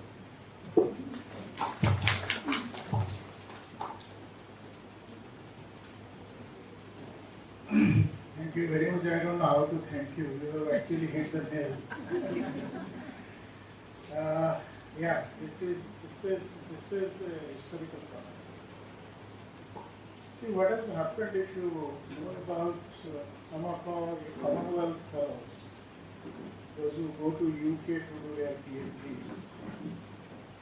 They are 90% of them were encouraged to do on 19th century Victorian fiction. Because the 19th century Victorian fiction has a fixation with the colonial India. And it is culturally reminding the emerging Indian scholars in a British academic space to know that who were your masters. Okay. But unfortunately what happened in this kind of writing is, in particular as you were saying, 20 people rejected your proposal. The people, those who evaluate these things, they will not accept one thing, that India has an independent view of itself. Like Izaz Ahmed has written about that. These are not national categories, these are Indian writing in English. Okay. Now what they accept these people to do and project is perpetually one thing. that whatever Indian thinking is happening today, like nation and its fragments, right, it should be the gift of the British. The framework I'm talking about, you should not think outside of that. You are right, JNU and Delhi should always think that the Northeast scholars cannot think independently of their own problem. They should think in the terms set by us. Then what are those terms? Marginality, undeveloped, underdeveloped, and if you are talking too loudly, autonomy movements and all these things, regionalism. These are regional voices. Therefore, there is a set of vocabulary which is already created to define it. Get my point? Now, this is one side of the story. The other side of the story is Gopal Guru. Gopal Guru is a Dalit scholar. Okay. Now, how this word Dalit has come into existence? Because in a meeting in Nagpur or somewhere in some years back, they decided that this particular writing, which is coming from the bottom of the Hindu caste system, should be expressed in a political term. Therefore, Dalit is a political coinage. Okay. What does political mean here? Political mean here is, it is a little bit a residual effect of the left ideology. You have been suppressed, dehumanized, or what is called the voiceless people, so that you are coming up with a voice. Then what is the content of that voice? Is a suffering. Caste or proceedings. Now I will give you another side of the story. See, Dalit writing did started with the Dalit movement. Valmiki himself is a Dalit who wrote Ramayana. Okay. And there are medieval period during Bhakti movement, you will find there is a powerful generation of people, those who are Dalits, they are called saint poets, particularly from Tamil Nadu and other places. And these people have a cult following, like Surdas Kabir. Kabir is a Muslim, he is a Pasmanda Muslim, he is not an Arab Muslim, Syed, not a Syed Muslim. The Bhakti movement is such a critical period in India, and that is part of the extension here. Vaishnavism is also part of that Sakti movement in Manipur. Okay. Now that paradigm, in medieval India is such a transformative period in our social history.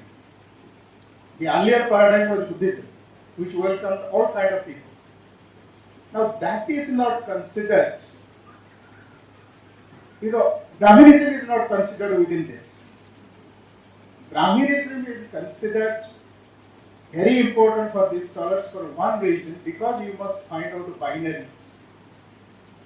And the binary is a possibility that is created by Western philosophy. See, everything should be seen in a binary way. Therefore, if you don't have a Brahmin, you don't have a Dalit. Now, what is the concept? Because somewhere in Vedas or Manu or somebody has said, Brahmin has emerged from God's head, Dalits from the feet. Suppose you have an inverse person, when you do Sirsasana, then where are the Brahmins? See, because this binary is a dangerous thing. Because it fixes everything as a black and white. There is no grey. There is no middle area. See, you talk about kingdoms in India. How many kingdoms are there? How many varieties of kingdoms are there? These are all actually the conflict of discourses. You have Mahabharata and highly elitist type of kings under that Kuru Chanchala area. You have also Naraka. Naraka is called Danav, who is not a Manav. Manav has a particular discourse. Danav has a discourse. Then what are these Danav discourses? Magical knowledge. The power of Devi, because Naraka was empowered by Kamakhya. These are all negative forces, Tantra. not mantra. Mantra versus tantra. See, therefore, a huge lot of domains of knowledge that has not been covered because they are not called. What is called? Good knowledge. They are called polluted knowledge, contaminated knowledge. Food is tantra. Food is different. Tantra achar vichar is different. Tantra is outside the civilized community. You know, outside, it exists outside. Shiva also exists outside. See. Therefore, if we want to understand the whole domain of India as a knowledge space, as the Vice Chancellor was talking, knowledge societies. See, knowledge societies cannot be computed because I didn't want to contradict the Vice Chancellor. I have a different take on that. Only by computers and sharing your things in real, this is not knowledge society. These are skill knowledge societies. Skills, we are developing certain skills to know. There is a huge difference between skill and knowledge. Because in case of Indian knowledge, even in Manipur, even in the local discourse you will find, the counter views are given equal importance and respect with the pro knowledge, establishment, administration or whatever you call it. Therefore the coexistence of both, that is it, the middle path, the coexistence. Not as adversaries.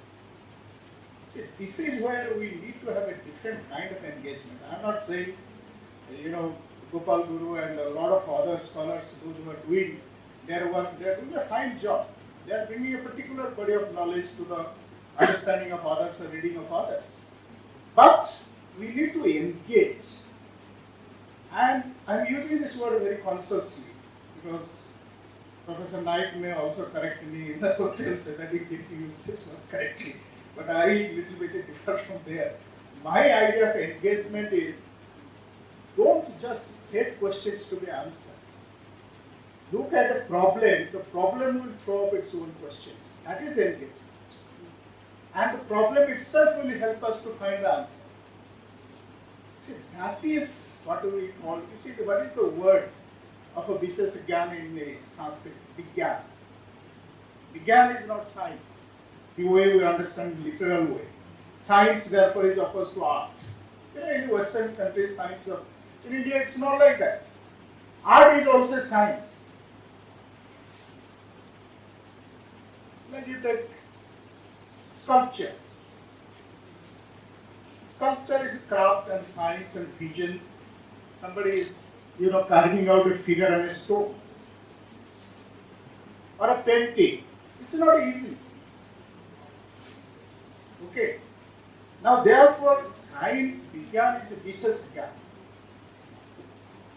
We need to have that kind of business gyan. Therefore, each researcher is actually the proprietor or the malik of that business gyan. The expert knowledge, who knows both positive and negative, both sides. So that he can give you a kind of productive, profitable idea that this is the path, but there are many other paths. Okay. Now this is about research. And I am really thankful to you. You have asked a very good question, and I don't say I have nothing to say against this institution. We need more institutions. Why here? See, there is one SWAS in London University. Most of our students, they go and do research. What do they do? Even Northeast also have figured there. But I am happy there are some young scholars that have come out, like border studies and geopolitics, and fantastic books have come out. Routledge has published and all these things. They have also studied engineering, but they are carving their path. Because one thing is very important, is your cultural experience. How much I try, even if I live it one life in Manipur, I cannot respond to the cultural internalization, antarikarana, the way a native actually does. I cannot do it. Because for me it is somehow it is imitated, practiced, but it doesn't have that natural response. Okay. Now that is why our cultural experience is so valuable. Now cultural experience, cultural knowledge or local experience has to be always valued when we try to create a discourse. Now the unfortunate part is, we have a model, we have a framework, we fix it, and whatever cannot be fixed, we reject it. That is what is the problem. Okay. Now this is the problem. As I ended, because I have this tendency, I just move around, meander here and there, and suddenly when I am conscious of time, suddenly I conclude. I conclude with Eramba, processing that Eramba, that fish, is a cultural metaphor for so many things. You forget the taste, the smell, or whatever, how invigorating or whatever it is, that is for taste. But the process is more important than the product. The process actually constantly challenges us with that concept of engagement.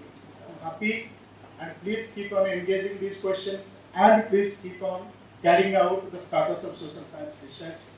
Is it relevant, the type of social science research we are doing? Either is it helping us to get new knowledge about our society?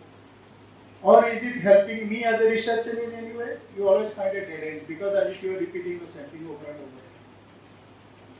Additionally, it should be a creative engagement to find out the insight and build on that. Thank you.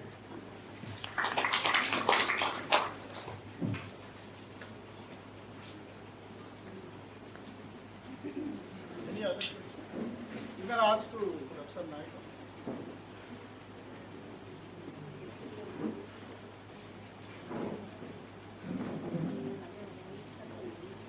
Okay,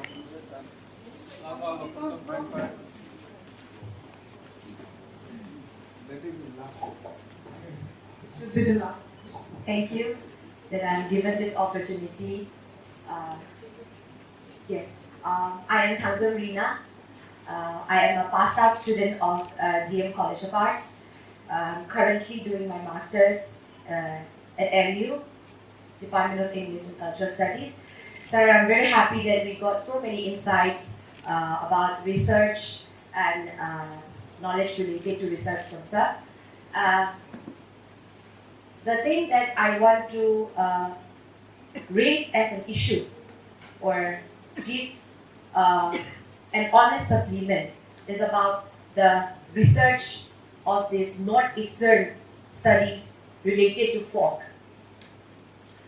Sir just told us that when we are very happy that folk is becoming a particular area where people are very much interested in the mainland India right now, or maybe outside India, abroad. But then the thing is that in universities, in very big name universities like JNU and such, where folk research is being carried out, when particularly Northeast India is concerned and Manipur as such is concerned, the question or issue that I want to raise is that there is no Meitei department in JNU. And if someone has to know something about Manipur, they need to engage themselves with the language first. Because we do have primary sources, no doubt, but it is written in our language. And the researcher, the guide, or as such, anybody engaged with the research should have this approach to this language. And because in our language we have so much of wisdoms and knowledge to give. And if folk is very much a very hot topic in this new area of research, that means big universities like JNU should have to at least reach out to the Northeast and find the relevance with the language also, I think, sir. If at all, folk is a very important area that they are focusing on. Because sir just told that there is no authority and therefore they can write anything and everything and it becomes the truth. But actually it is not like that. And I want to raise this voice by using this platform. And I want to request that if a particular researcher, scholar, guide is to be engaged to folk studies relating to Meitei or Naga or Kuki. We all have our tradition, we all have our knowledge, which are hidden in our language, in our daily lives, and this should be explored, I believe. And this is the issue that I want to raise. Thank you.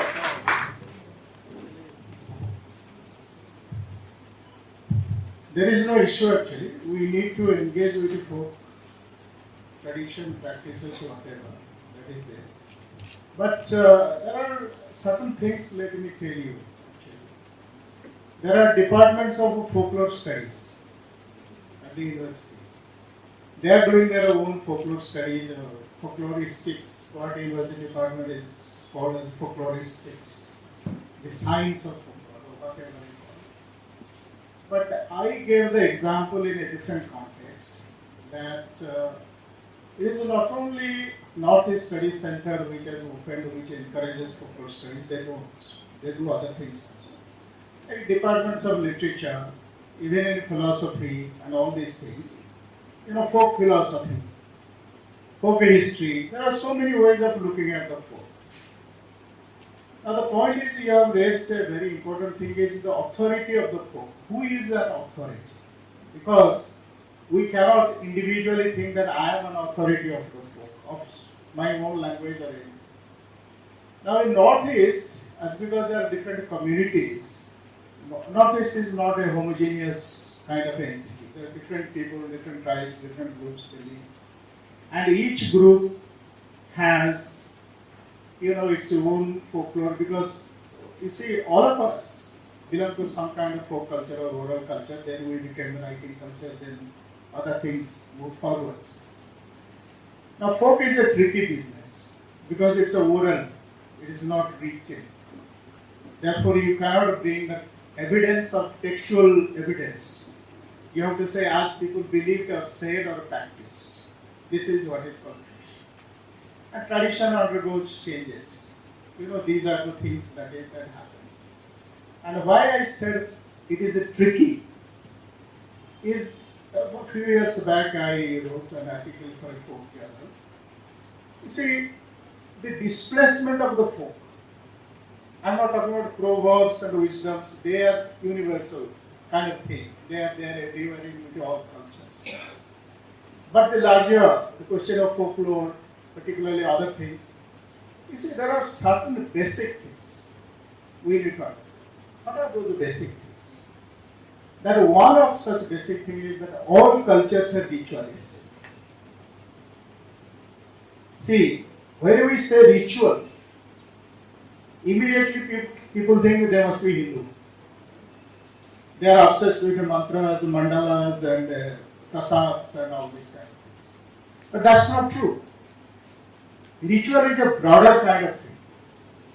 Auspicious, not auspicious. Other communities very well developed or not developed, these belief systems are there.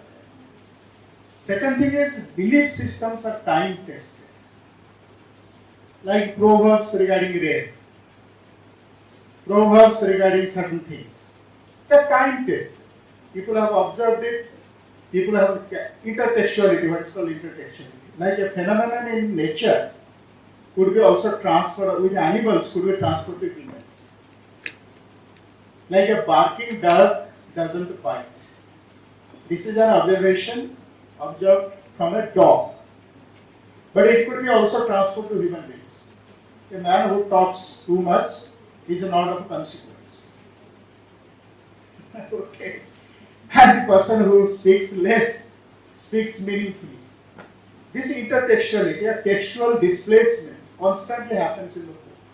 I talk about the ritual, I have talked about context shift, and there is another thing about gender. See, in folklore, gender is very pronounced.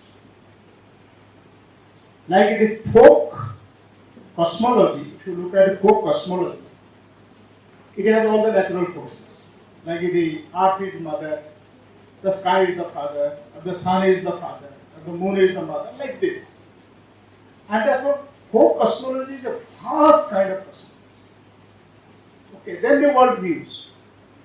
Like among some tribes in Northeast, that when you move to the other world, you are not alone. All the animals you have killed or human heads you have taken or whatever, they will accompany you. Therefore, this is part of the cosmology, not like a paradise. See, other world and a paradise, they are different. And I will give you a profound idea, this is my own understanding. In folk culture, God doesn't mean anything at all. He is simply a creator.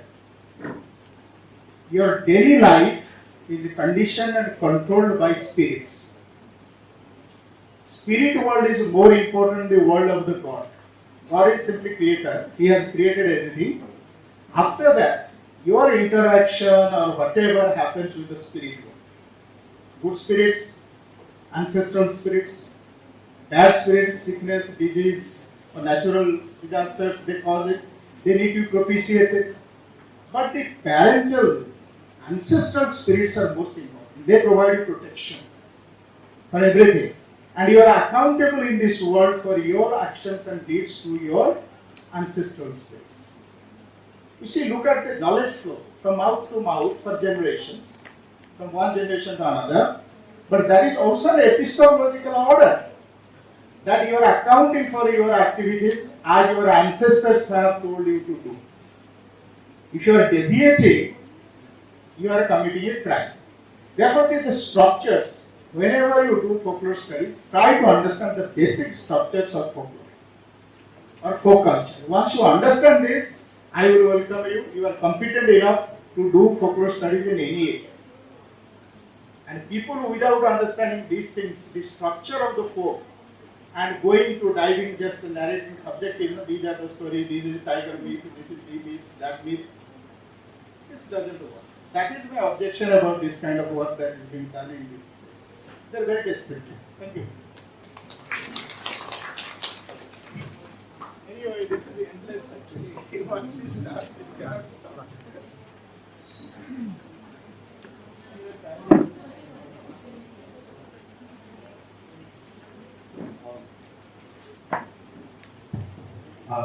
Thank you, sir, for your valuable answer to our questions. And in regard to the four cities, as I'm interested in the four cities, I would like to share some of my views. As you said, folklore has been transmitted through all traditions or generations from one generation to another. Yes, it is true. But in Europe, nowadays, oral tradition is no more in practice in oral traditions. All the materials of folklore have been archived in museums, in archives. And if somebody wants to do research on folklore, they have to approach to their archives. And all the materials have been archived in digital forms at the same time in written form also. In the context of Manipur, for example, if I want to do some research on mythology of Medes, the creation myth. This creation myth has been transmitted through oral traditions for generations. At the same time, it has been written, it has been found in written form also. If somebody asks, who is the authority of our myth? Yes, we are authority. Folklore belongs to everyone. But we want to take an authentic materials. We have to approach our written manuscript. It is a thing, and it is the point which I would like to share. And next, I would like to share on the aspect of research in many universities of Europe. For example, in Finland, in Estonia, there are two types of dissertation or thesis. One is monographic writings, which we have been doing here in India. And another is collection of papers, which we have published in peer-reviewed journal. A thesis can be made up with a number of papers. I think it is more important than the monographic writings, because if I want to publish a paper in a peer-reviewed journal, my paper has to be reviewed by different scholars, before I get publishing. Here in India, the system of publishing paper is something different. I send a paper to a publisher, then I communicate to the editor, then without any review, my paper can be published. In foreign university or in foreign countries, if I want to publish a paper, as you know better than me, okay, perhaps Sir Gambhir also know, it is very, very difficult to publish a paper. By collections and collecting all the papers which I have published during my research period and compile it and submit to the university, and then a defense should be faced by me. And it is more valuable as far as I understand. And if there is any possibility in India also, such kind of system, such kind of research, it will be very, very helpful to our new generation. Thank you so much.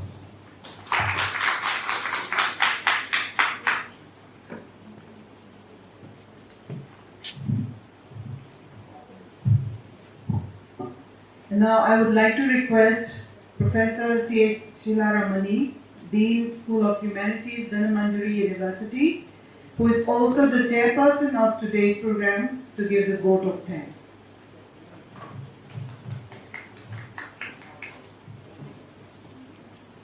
A very good afternoon to all of you. Professor Kailash Baral and Professor Chanchala Naik and the Honorable VC in his absence, and Professor Irom Ravi and my dear colleagues and my dear students. First of all, I would like to show my gratefulness to all of you for having gathered here till the end of this program. And I especially would like to thank Professor Baral and Professor Naik for having accepted our request to deliver these magnificent lectures on very relevant areas of research. The research program is going to be conducted from this academic session 22 this year. The MU is going to conduct this program for the first time, even though many of us have already been research supervisors under Manipur University and other universities. And I hope that today's lectures, very informative, very resourceful, and very illuminating, these two lectures.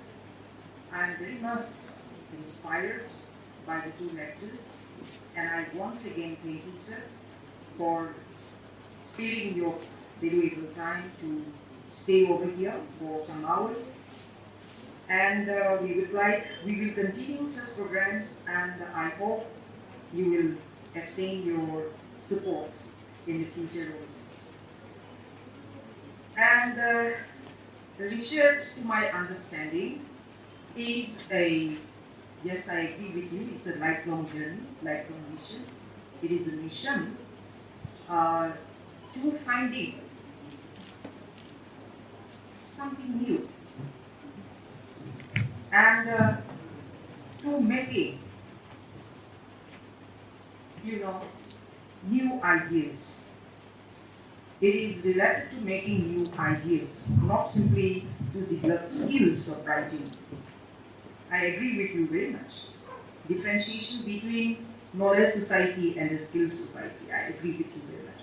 I have been talking about it since the last some platforms over here and on this very platform. And we have to differentiate between what is knowledge and what is skill. Research is related to knowledge. Creating new knowledge. Looking backward to the already existing knowledge of the past, and then finding if there is any problem, and making and solving the problem, And in solving the problem, in the process of solving the problem, new ideas have been created. And this is what is research.